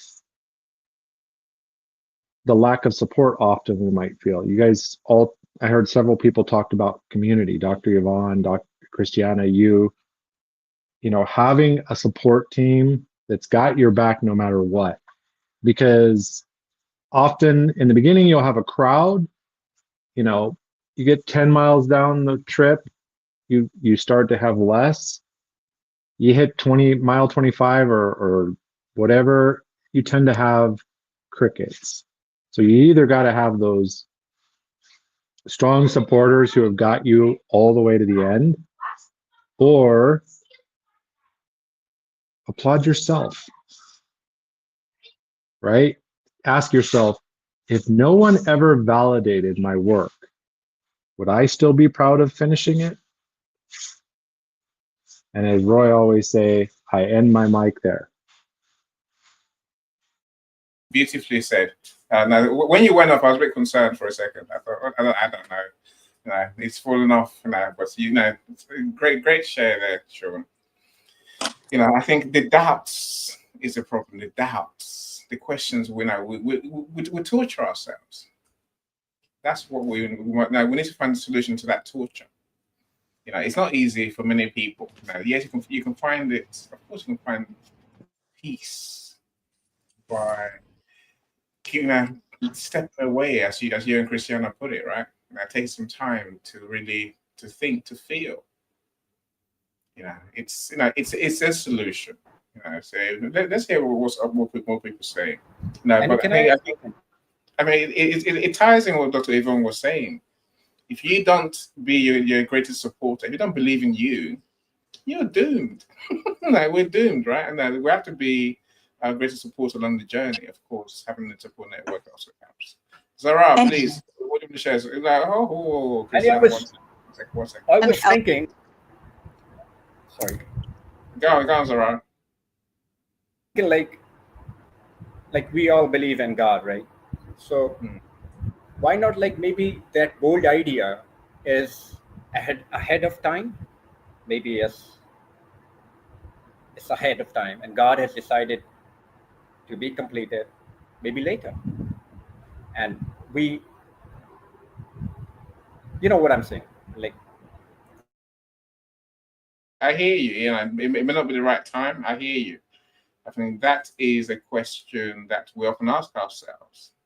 You know, again, I think there's a solution. There's an answer to that question, Zara. I think we can find the answer easily. I'll come to that in a second. So, William, patience. You know, let's talk to Cyrus, and we'll come to you, my friend. Cyrus, what say you?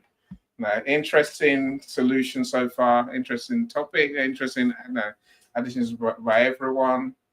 What do you want to add to the conversation, my friend?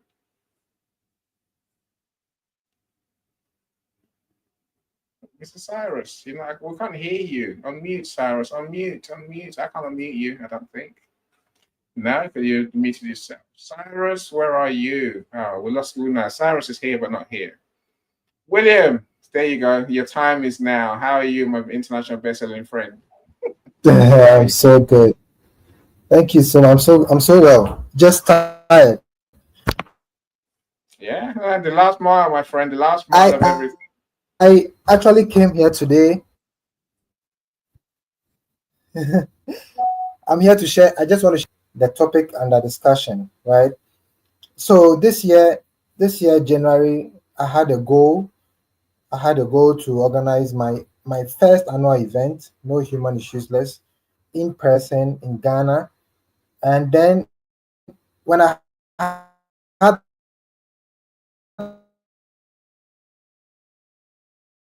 that goal,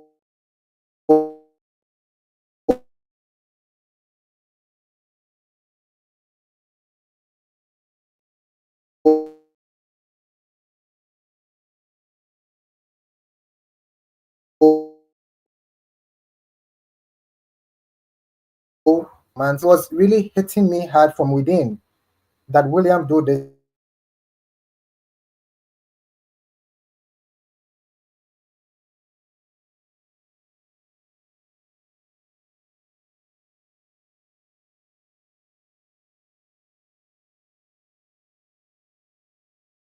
You might have to refresh your screen and try again with him.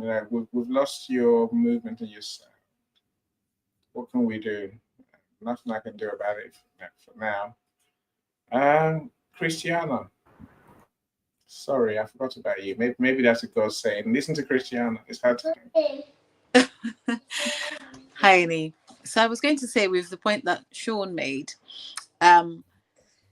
it's really important as well, because sometimes you could have that stepping away. The one thing I failed to mention, it only occurred to me after I'd finished speaking, is the reason why it's so great to have the right people around you. Sometimes that time off could end up becoming you procrastinating because you're not sure. And I agree with I think I can't remember who said it. Sorry. JJ sweet. You can't be sorry for JJ playing around. He's having fun. In the background. Oh my goodness! Sorry. We love the background. Everything. Yes, my tiny child. He's an appearance, debut appearance. So, it's really important that we think about having the right people around us, because sometimes when you take that break, sometimes it's through frustration, and you, without realizing, you end up in procrastination mode. And it's really important that you have the right people around you to be able to pull you out and keep your focus moving forward. And as Annie said, that could take 30 years. But even if it takes that long, the truth of the matter is, at the end of the day, it takes a certain amount of self-belief to get through that mile, right? You really have to have that self-belief. And if you don't, there has to be somebody around you, with you, on board with you, that will ensure that you reignite that self-belief that you once had. And I said before, not everybody may have that person, but ultimately that's what happens. You have to really take that belief in yourself, because you did that. You bet on yourself to begin with. You had that self-belief to begin the journey, to create that thing, and to journey through it, and to get to the point of now you're almost at the destination, almost at the end. You have to continue that self-belief. But yeah, that's what I want to say. Thank you. I totally agree with you. Work on Jay. Jay says, keep pushing through. The last 3 feet could be where you find gold. That's the truth, Jay. That's 3 feet. There's a lot happens in those last moments. William, you're back. You're here, and not the new one you just came in, but I can see you on screen. Oh no, it's got the new one. Okay, William, let's try again. Yeah, there you go. You're clearer. So please finish that. So you tell us about your conference, right? Yes. So I just want. Yes, I want to say. Hi, William. Hi. Go. Oh no, Christiana made him freeze. It's Christiana's fault. I'm joking. Emmy, I've sent across our topic for Thursday. Okay. Now it's all about men, by the way. Excellent. He says, yeah. I'm scared, but we'll get there. No, men are part of the miscarriage conversation, right? Yes, So and grief. Yes, and grief. For sure. William, we've lost you again. So Crystal, welcome, Crystal B. Super all-star, super coach, and a truly good person to get to know. Connect with Crystal for sure. If you haven't connected already. And when I say connect, my friends, always do meet each other. Right? Do meet each other. How you doing, Crystal? You're driving. And people who drive tend to worry me, right? Because I think you're gonna fall off soon. Now, talk to us, Crystal. Then I'm gonna go to Cyrus after you. How are you? I'm good. I'm actually on my lunch break. I saw that you guys were live, so I thought I would jump in and say hi. And because I haven't seen you in a while, and I do love you. Yeah. Sean says howdy, Crystal. I'm sure you know Sean, right? Oh yeah, we've done some stuff together. He's a great guy. I love his mindset stuff, and his story is amazing. What he's overcome. I agree. And his book is really good too. I actually worked through his workbook, his mental health workbook. Even though it's not like geared towards men, it does work for women as well. It was really actually very insightful. Yeah. Now look, and again, there's something like Chris has said a little bit. There's a lesson there that she read Sean's book. I'm thinking it was in the process towards the end that you read the book.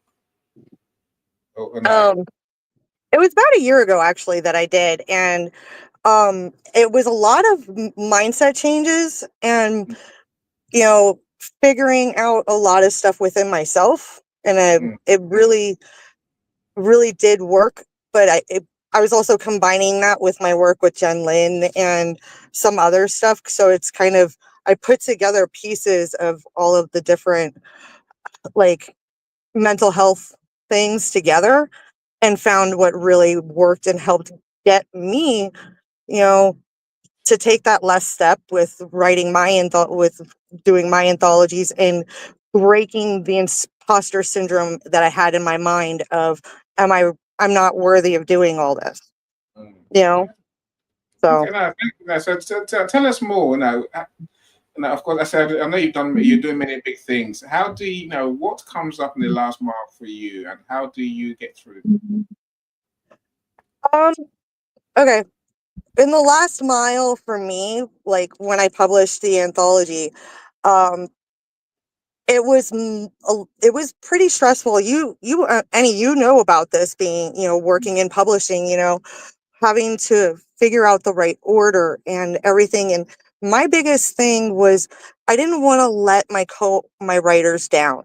The project was so important to me, and that's what kept me going, was knowing that this is important to me and to my readers and to them, giving them their voice. And that was what pushed me over that last mile, and the support that I had from my writers and my team. Sharon Byrne, especially, like, she really was very supportive. She didn't even write in that anthology, but she was very supportive and really helped me behind the scenes when I was struggling in that last mile of getting it published, getting it formatted, and everything. So having a really good support team really is what helped push me in that last mile of getting it done. I really do feel that way. Yeah, no, thank you. I think that's many of our friends who spoke today, they were explaining that they talked about the support group, your support team, your support people around you to support you, and I think that always matters, right? It does matter. And look, in case anyone missed it, Chris has given us the answer, which I know is the answer, right? You see, when we do this bold idea, there's a why. Christiana mentioned the why a lot earlier. Why are we doing this now? Who are we here to help, right? Yeah. We need to revert to that in a real way, not theoretically. Saying that Chris is looking at how authors. That's why those who do anthologies, we care about our readers, but we don't really. Now our co-authors they are our customers because they pay the money. I'm not going to hide it from you. So they're the ones we have to focus on. I'm saying, and when you focus on your customers, you find the energy, you find, the last mile becomes a joy, because you realize once you get to the end for them, there is no end. So that's the lesson for all of us today, my friends. Crystal, thank you so much. Now, if you want Love to, you guys.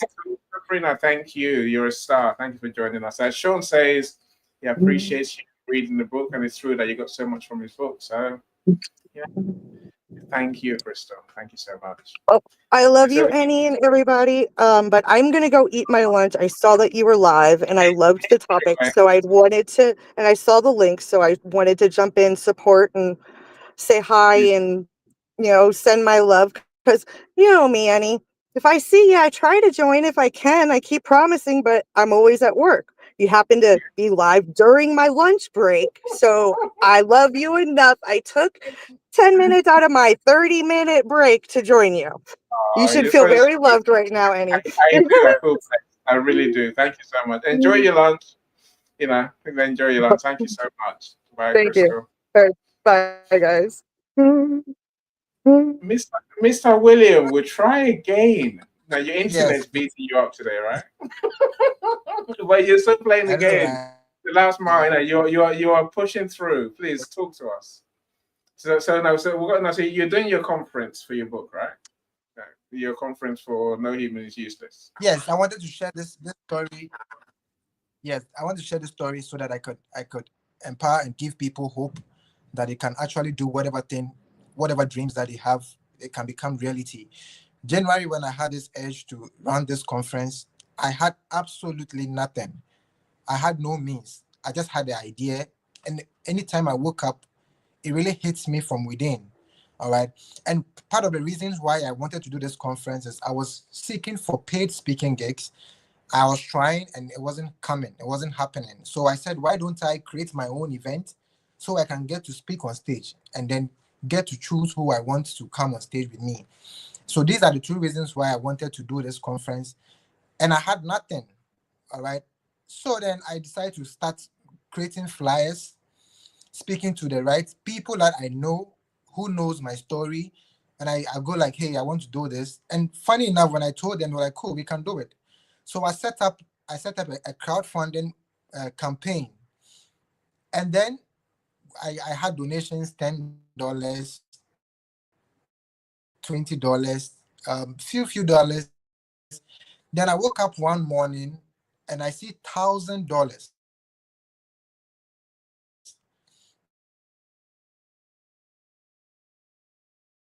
inside the account inside the campaign.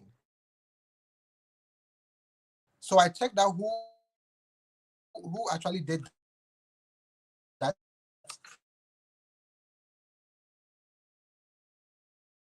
And it's somebody I never knew from anybody anywhere. Somebody come across haven't chanced on before. So I reached out to him and say, hi, sir, thank you so much.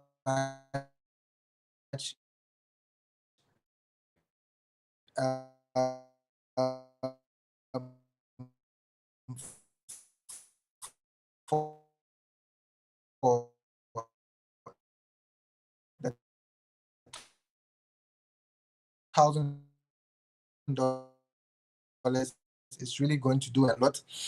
And he was like, William, don't thank me. I saw your post and I couldn't have just passed this amazing thing you're doing. No human is useless. Every human needs this. And in Pakistan, where I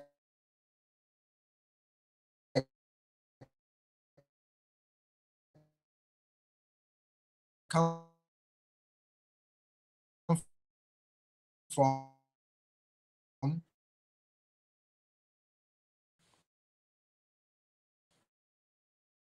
people go through a lot. And so I can't just out to me, and I'm willing to a stranger, here in Gaia, to and been up hotels, auditorium here in Ghana, and I have people flying in from the US and the UK to come and share a stage with me for the No Human is Useless conference in September.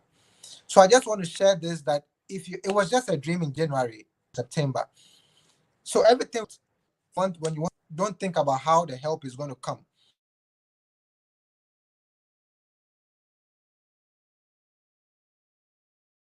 You muted yourself. Someone muted you, William. Yeah. Carry on. Don't think about how the help's going to come.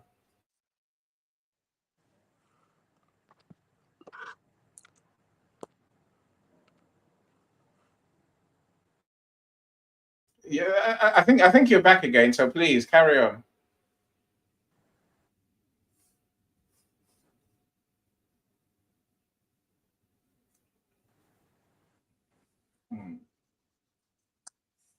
And I want possible because it was only a dream in January, and we are in May, and I've secured everything.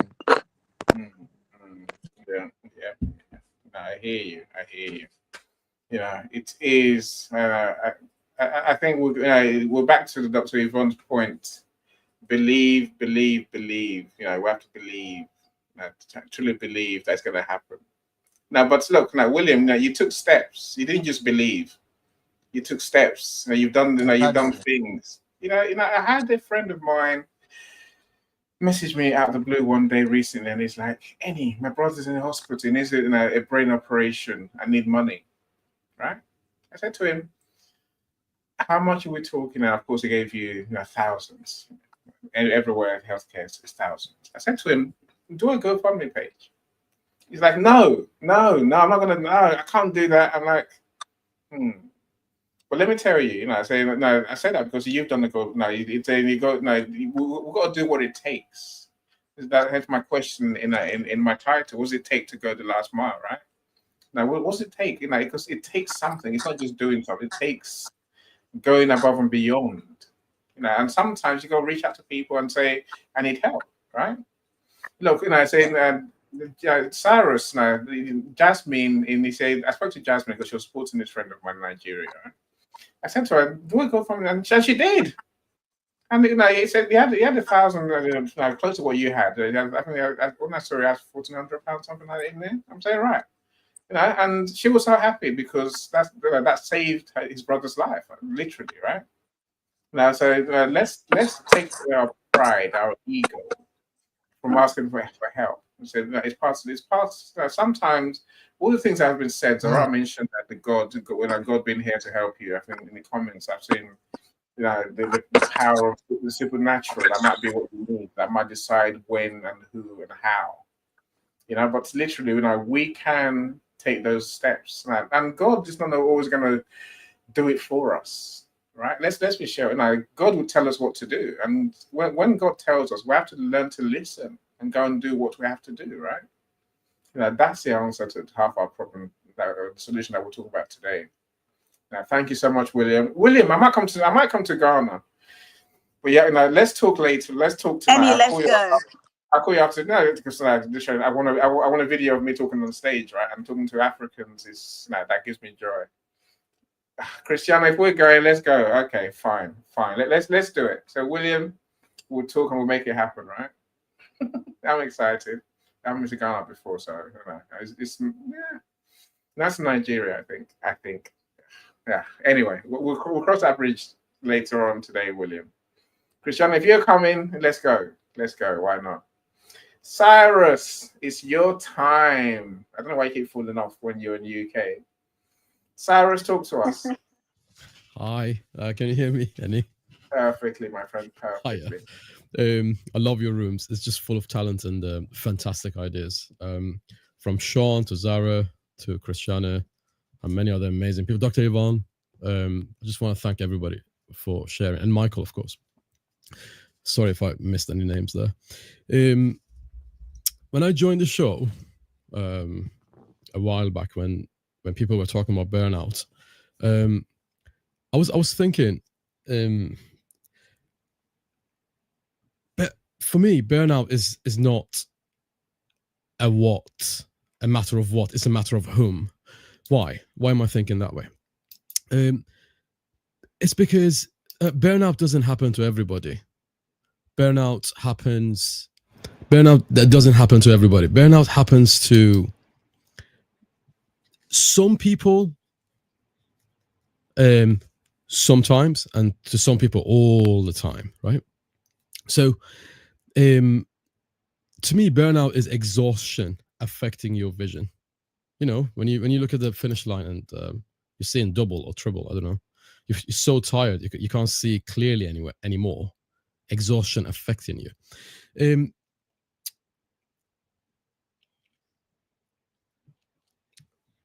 Most of the time, burnout happens to people who are pursuing somebody else's idea. They don't even know they don't even know they are pursuing somebody else's idea. What do I mean? What I mean is, they see something on Instagram, they fall in love with it. They see something amongst their family or friends, they fall in love with that concept. They see an author, they want to become an author. They see an athlete, they want to become an athlete. They become an athlete when in reality, their first love is becoming a painter, right? But they have suppressed that feeling, and because they go after popularity, right?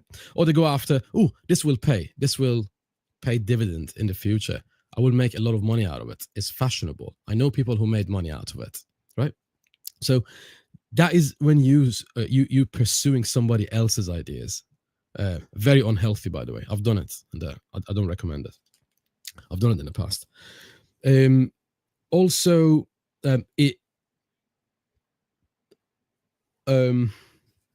so when you're doing it for someone else, like when you're working for someone else, you're working for someone else's company, yes, exhaustion affects you. But when you're doing it for yourself and out of love, you don't feel exhaustion.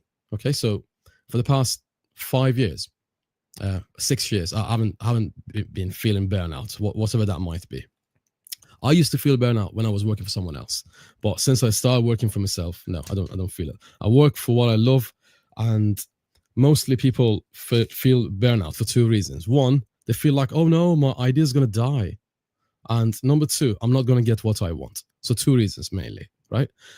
My idea is going to die. So let me remove one of the problems, and then you'll be left with one, okay? So your idea is not going to die. Don't worry. Somebody else is going to do it, okay? Somebody else will push it past the finish line. And here's some news flash for you. So, at this moment in time, thousands, but perhaps millions are already doing your idea, the one that you feel like you're too tired to finish. They are doing it already. They are making millions out of it. Okay? So please do not worry about your idea dying. Ideas never die. And reason number two, you won't get what you want. Okay, so perhaps it's time to sit down and rethink what you want. If it's something you really love, if you're absolutely in love with it, head over heels. If you're absolutely in love with it, go after it, and the burnout won't affect you. Perhaps you need to watch a couple of these amazing people on the stage and off the stage. Just copy them, copy what they are doing, and try a few more ways. If it's not working, try a few more ways. Thinking that it's not working it's just nonsense. It's pointless. There's no such thing as it's not happening. What really is there is that you haven't found a way yet. Okay? Do not quit. Whatever you're doing, do not quit, because you haven't failed if you haven't quit yet. Okay? So please do not quit. Whatever you're doing, rethink, re-strategize, and you will win. Trust me. And some people say, it's because of negative feelings and negative thinking. Negative thinking and negative feelings are a really good thing, you know. They're the same things that gave us car alarms, airbags, the vehicle brake systems, you know. Somebody was thinking negatively and then they did something positive out of it. So it's not the mentality, it's not the thoughts, it's what you do with it, really. So if you feel you at the end of your tether, just copy someone else. Just get ideas, right? And I'm going to finish on this short poem I wrote a couple of days ago. If you don't copy, you're silent, you're broken alone. If you copy one person, you're a plagiarizing clone. Mimic 5, that's remixing. Now you found your tone. You'll be a king or queen, sat on a throne of your own. Keep going, guys. Don't quit, please. Thank you. Fabulous. Awesome. Awesome, Cyrus. Really, no, seriously, there's much there. I will definitely come back to much of what you said, but I agree with you.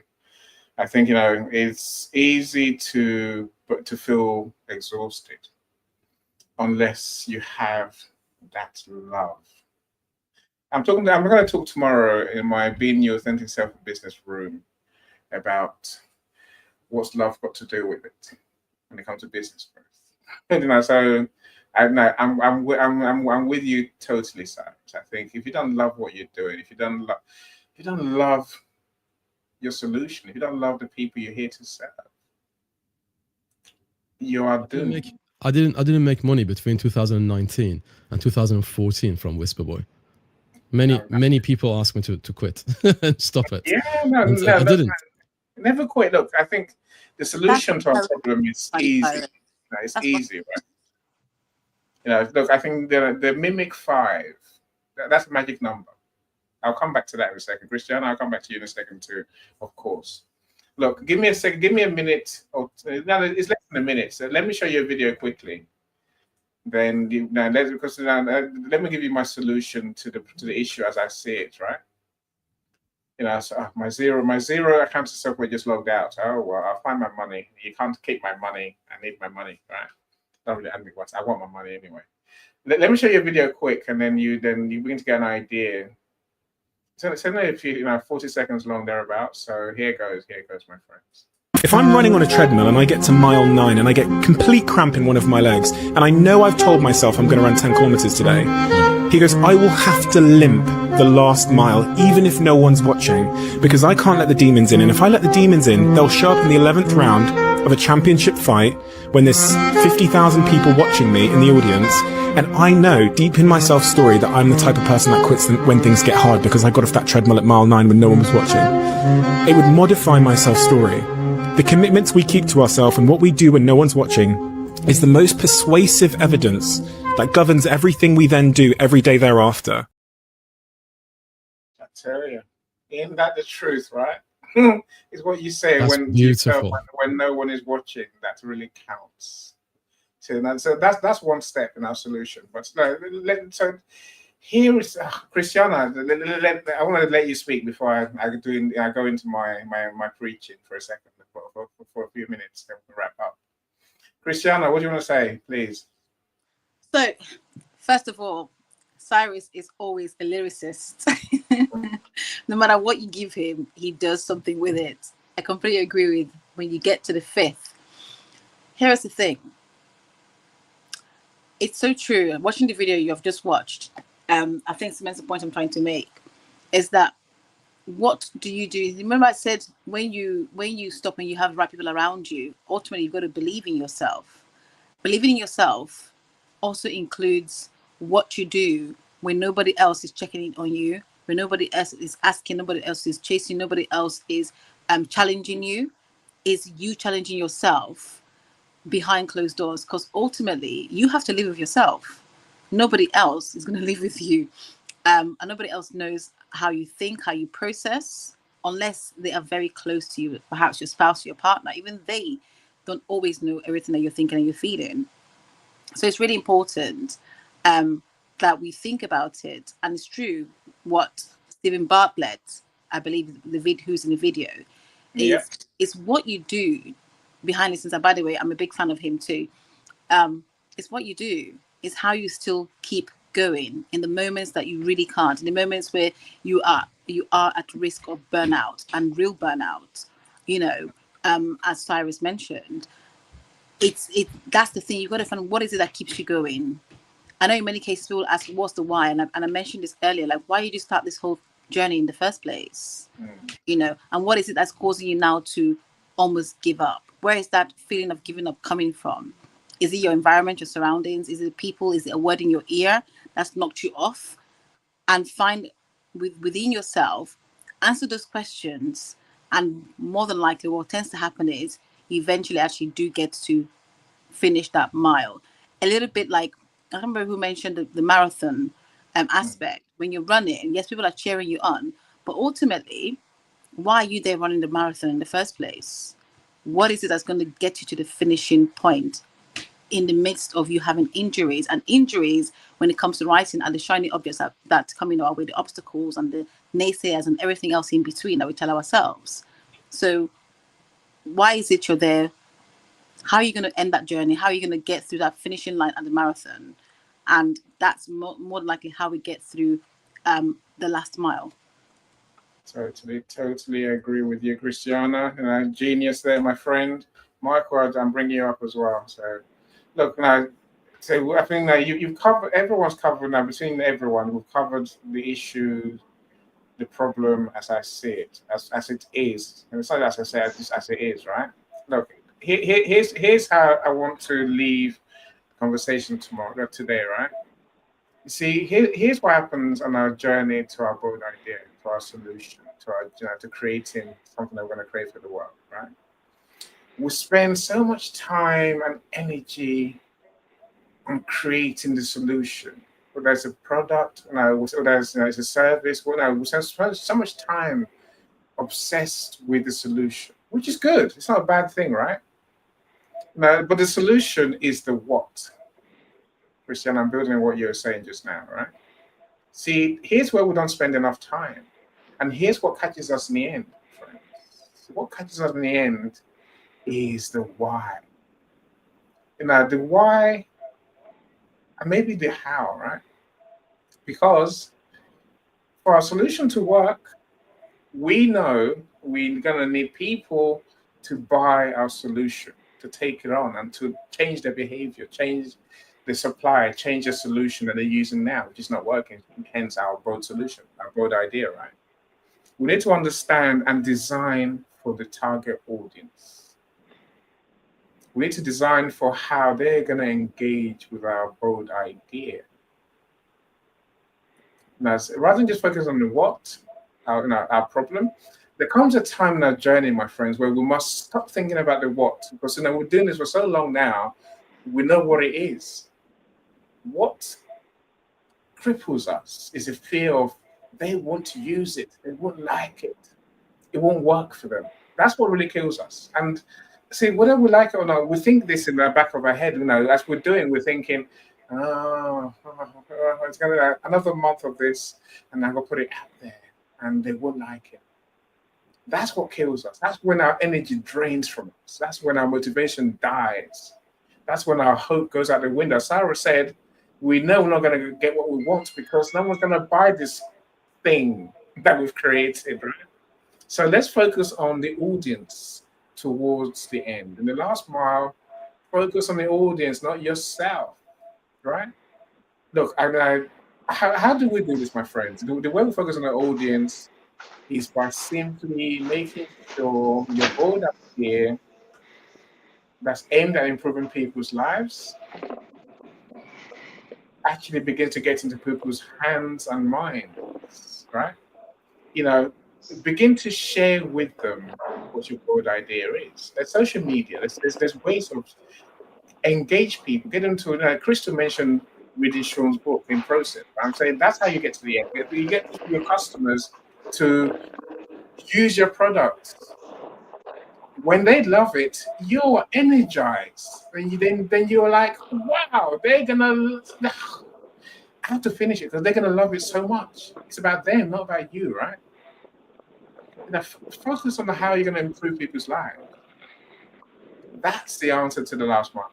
Those who can focus on the people that they're here to serve always get to the end. Because despite all the problems, despite the fears, despite the problems, no money, despite lack of skill, despite not having the business behind them to deliver this thing. Now, as Zara mentioned right at the beginning, right? Delivery is a problem. Well, focus on delivery, but that means getting out to people. It means getting your products and services in people's hands. You see, the people who are left out of our creation process are the customers, my friends. Why don't you work on co-creating with them? Again, everything that's been said, we talked about change, being willing to change, being open to, believing in yourself, right? But look, let me tell you, if you co-design with your clients, Sarah's mentioned 5. put your product, your solution in 5 people's hands. Let them feel it. Let them use it. Let them benefit from it, and then see what the response is. Yes, my friends, you might have to change and improve your solution. They might say to you, "This is crap. It's not working. It's not going to work for us." Is that the end of the world? No, because now you can adapt. You can create a better solution. You can change and modify your solution to suit people's needs. And believe you me, for anything you create, different people, the different communities, Black people, white people, Asian people, I'm saying, people with disabilities, people, men, women, they're going to have different needs, right? Dare to go and ask them. Dare to involve them and say, what do you want? What's going to work for you? How are we going to make this work for you? That's the answer. See, that's what motivates people to go the extra mile. That's what gives you the new drive to carry on. That's my answer. Right? Now, collect user data, use user data, identify problems in your solution, and fix them. You see, now, I'm back to Michael's point earlier. The end you thought is not the end that your solution is going to be. The end is the real end is what your customers say the end is. What's going to make them buy your solution? It might mean fixing you. It might mean fixing your solution. It might mean doing better marketing. Sorry, people. You might, but in that journey, you might, in that last mile, you might find new opportunities, new ideas, new solutions. That's the answer. Anyway, I'm glad I got it out in the end, right? I'm happy now. My friends, you're still here, so please, now I wonder what your thoughts are. Talk to me. Now giving you my solution, which brings everything that everyone said today together. All right. Before you do that, I just wanted to say, hello, Christina. Hello, Zara. What's up, Cyrus? Oh my gosh. Man, I'm his favorite fan, that guy. And that is all I wanted to do when I came up here, is hang out with Cyrus, give him a high 5 or 10. Yeah, I like what you said. Of course, I didn't pay too much attention to it, but nonetheless, your presence here is all that matters, period.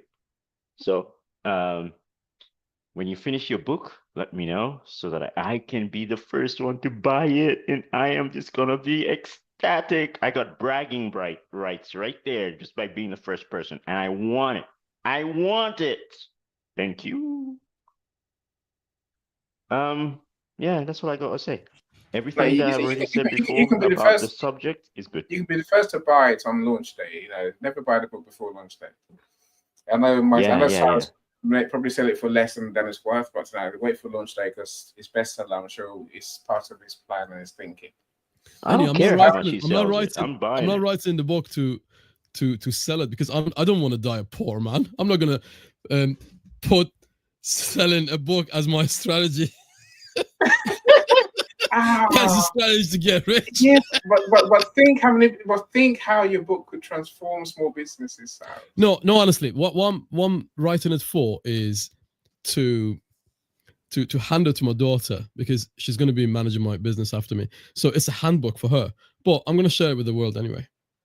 Excellent. No, I mean that.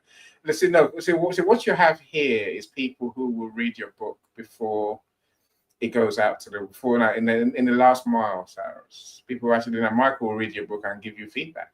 I'll probably still buy it after when you improve it and then make it what he wants.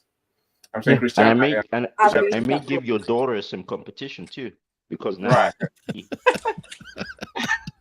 Anyway, I just wanted to say when I was writing one of the chapters, I think it was chapter 24, chapter 25. I did some research, right? And this is really funny. If you really want to, I mean, it's funny, I'm practical. If you want to really find out what kind of person you are, right? And for the past 5 years, what kind of social media you've been consuming, because you consume data, right? This is how I get to know people. I sit down with people and in their house, on their mobile or whatever. I get them to show me YouTube videos, right? But I'm waiting, Cyrus. but before this is how you can know your partner as well. Like how have they been behaving behind your back, or how they've been thinking, right? So this is a window into people's heads, right? Get them to show a YouTube video, but don't let them. So once the first one is finished, don't let them skip the goddamn ad. So when you do that, keep it in mind. Watch 5 to 6 seconds of that. Get them to show you another video. The next ad and the one after that and the after that. That, if you put them together, it gives you a window into that person's personality and mentality, because social media is nothing but an algorithm that gives you more of what you've been doing, right? So if you're a person who's into, I don't know, vehicles, into sports cars, your advertising is always sports cars. If you go to Instagram, whatever you follow will comprise the adverts that you're going to see in the near future. So that is one of the branding strategies I've included in the book. And obviously, once it's published, you'll see the full picture. Thank you. Cyrus has lots of steps, lots of advice steps that we can all go through for better. That was phenomenal, Cyrus. That was phenomenal. Awesome. I love the fan club. I really do. Christiana, go on, please. Christiana, what do you want to say? I'm laughing. You should see my husband's one. I've already done that, Cyrus.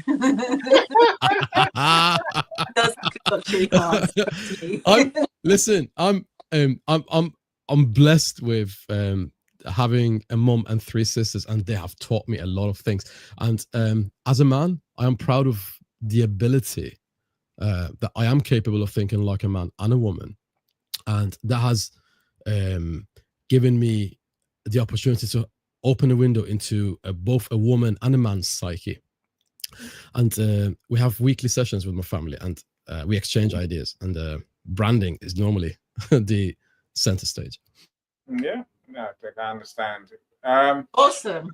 So my friends, I'll come to you for your minute, I guess, conclusion. So I still want to know what do you think about the concept that I'm sharing today, which is that your customer's experience must be the mark in your creation.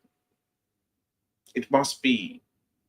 If you factor that in, you are set for glory, because now you know what's really going to make them buy your thing, your solution, your bold idea. Without that, you're floundering, and you're at risk of where everyone else stops, which is when they get that fear that they won't like it, they won't buy it. I'm not going to get what I want, and it's not going to work. That's the evil of the last mile. That's a hole we're trying to avoid, really. If you don't ask your customers, you're going nowhere. Whereas if you ask them and you involve them, co-create with them, use the last mile as a whole new game where they get to critique, they get to experience, and they get to give you the ideas to make your solution what they really want. That's the race of the last mile, not the rest. Whatever you've been doing only takes you that far to that starting line to start the last mile afresh. That's the what if room, right? So I'll let you think. Sean, people, everyone loves the easy life, don't they? They really do. Entrepreneurship is never easy. Bringing a new idea, new solution is never easy. It is because you're asking people to do something called behavioral change. You're asking them to stop doing what they've been doing and to do what you want them to do with your solution. That's entrepreneurship, and selling an idea on people without getting their thoughts, their views, their feedback. It's almost doomed to failure, but it makes your journey harder. Sarah, please, you can have the mic, my friend. Give us your take, and then we can tell. I'll go around the room, and then we can call it a day. Zara, please, don't mute yourself again. So there you go. It's up yours. Amazing. I was watching an interview. His name is SG, Salim Ghori. He is running a company here in Lahore with over 8,000 software engineers working for him. And do you hear me? Right? Okay. So he was sharing something about customer retention. Okay. And somebody asked him a question that how do you keep up with your clients? And he was saying like he has one of the top-notch customer like Mercedes as his client, and he is retaining that customer for over a decade. I said, how do you do that? I said, like you said, Ernie, it's not about them, it's about you. But because of this era, if you have heard about this news that Microsoft have removed 6,000 employees 13 hours ago, this news was on the air. So people have to change lots of things because we have like huge organizations, software houses here in Pakistan. So the CEOs, they have to change their goals at once when they saw this AI revolution that is going on. So the point is, how did they retain that customer for over a decade, like Mercedes? So he said that we always sit together and always found solutions together. It's not like that we are going against them. That's why we have the best customers like Mercedes with us. So thank you, Annie. It was an amazing session. I learned so much about how to take your bold idea to the next level, Thank you. Co-creation is a thing, so we need to learn co-creation. That is where the answer is. That's where our money is. I think that if we go with Cyrus's pen, a power of 5, that's enough views. Like, if anyone's wondering how many do I talk to one person? Do I talk to two? I'm saying, if you aim for 5 people who are in your target audience and you co-create with them, your solution is almost guaranteed to be a bestseller. And not just in books, I'm saying in services, right? Because it will really work, as Zara just said. That's by creating solutions together. That's the answer of making your bold idea work. Without that, I don't know where you're going. Who wants to go next? Who wants to give us their thoughts? I think I'll go next because I've got to go. Please go for it. You wanted the last one, I suppose, last minute final thought. Yeah. So here's the thing. There is burnout, which is real. There is the fact that life happens as you write this, whether you're writing a book or whether you're doing something that involves customers, audience, clients, bringing something to life. And let's not forget that when we begin this journey, it's that thing of something that was in your head, to bring that on a piece of paper and give it life is already an achievement in itself. I agree. And I think sometimes we forget that. We forget that as a creator or an inventor or whoever it is, or whatever it is, a writer, you took something that was in your head and you were able to lay it on a piece of paper that became visible, right? That became this living thing, a living, breathing thing. Yeah. And along the journey, along the way, at some point, you lost all of that. You lost the art of, the joy you felt. You lost the journey, the purpose, your audience. And I do agree, your audience helps you to get to the finishing line. And it's important to get them involved in that final process. I mean, along the way, from start to finish. I'll give an example. Most people don't know this about me, but I design shoes, sportswear, footwear. And along the line, when you begin that journey, I began with going on foot and really taking to the streets, taking to shopping centers, to do my survey, to ask people what they want to see and do all of those things. I involved the customers at the very beginning and throughout the process and towards the end. Okay, now that's still in process, that's still in motion. The reality is you have to continue to bet on yourself, because you had some self-belief at some point to begin the journey, and you can't forget that which you had at the start. The final thing I'm going to say is really making sure that you have the right people around you at that final mile, whether that is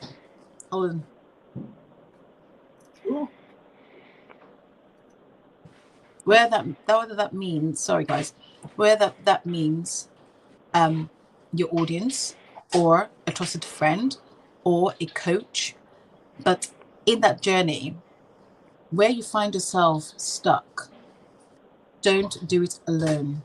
Surround yourself with the right people, and yes, take advice, and then decide which one you want to take, because that's another thing as well. We take advice sometimes that we end up beating ourselves for and that further prevents us or almost derails us from getting through that mile and the finishing line. So that's my 2 cents. Thank you so much. It's more than 2 cents, isn't it? There's many pounds in there. Thank you so much. Thank you for joining us. Thank you for sharing so beautifully today. The fact that you and I wrote into going to Ghana, now that's a bit worrying, but no, we have to work on it, right? We'll talk later. That's not worrying. I'd already spoken to William to begin with. I just didn't mention it to you. Okay. No one told me. Okay, all right. I'll work it out with my wife and kids. Anyway, I think that, look, involving your target audience, your customers, your people you want to serve for your solution, is challenging. Let's be honest with ourselves, right? It's challenging. It's no, because they're going to have ideas and needs that you've never thought of.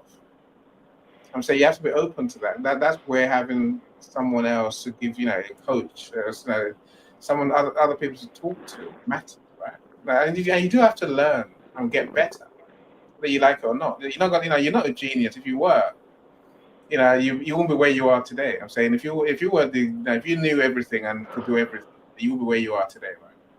So now those other people's views, the feedback, the support, ideas that we get, those matter, right?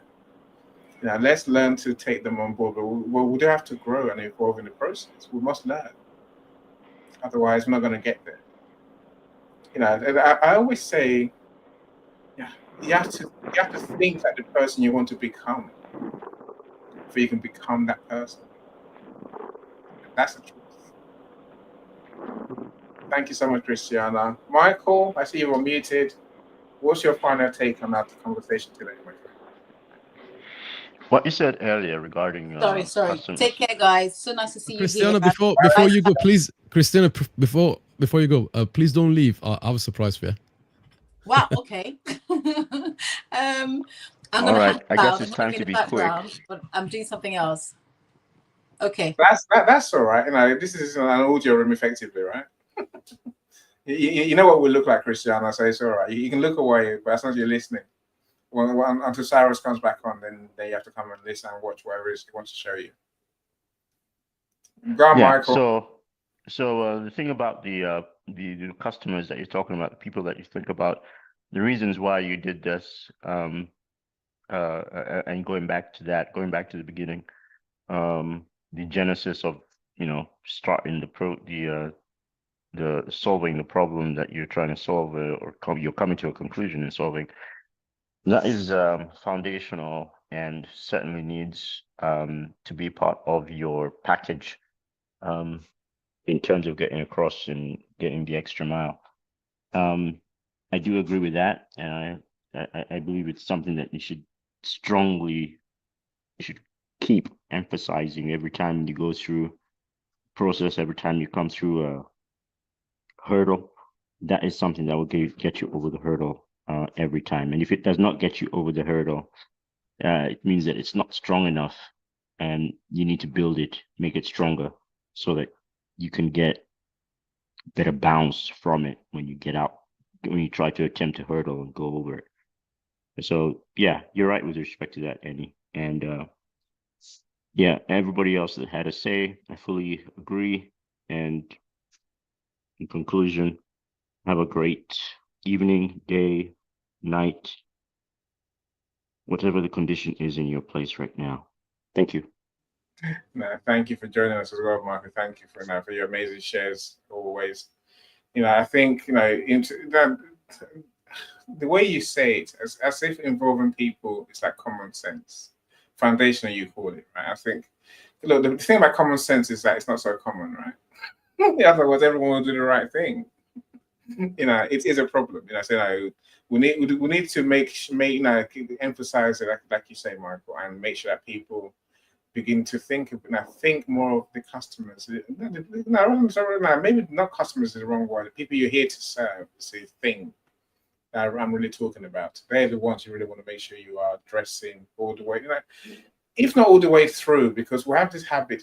Think of your friends. Think of when you create something. I say we create in silence, but there comes that moment, the last mile, where you must face the world with your solution. Bring it out and I tell them. Some people will tell you, don't tell them what you're working on. No, tell them what you're. Now tell them your solution that you're creating. Eventually, you have to tell them. So that, like I say today, starts a different part of your journey. It's the last mile in your journey, really. Many people think that creation is the solution, is the last mile. That's the end. It's not the end.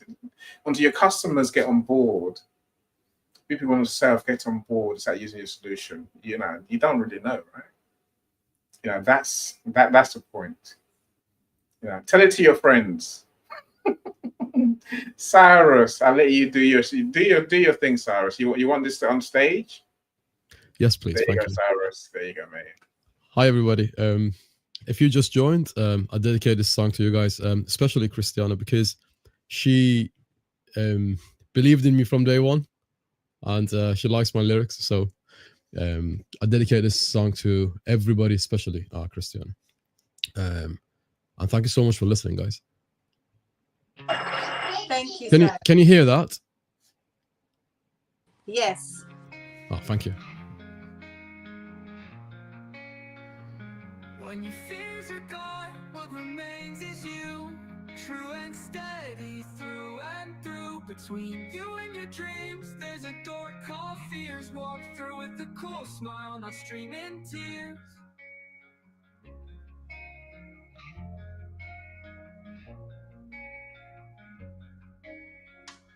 When your fears are gone, what remains is you.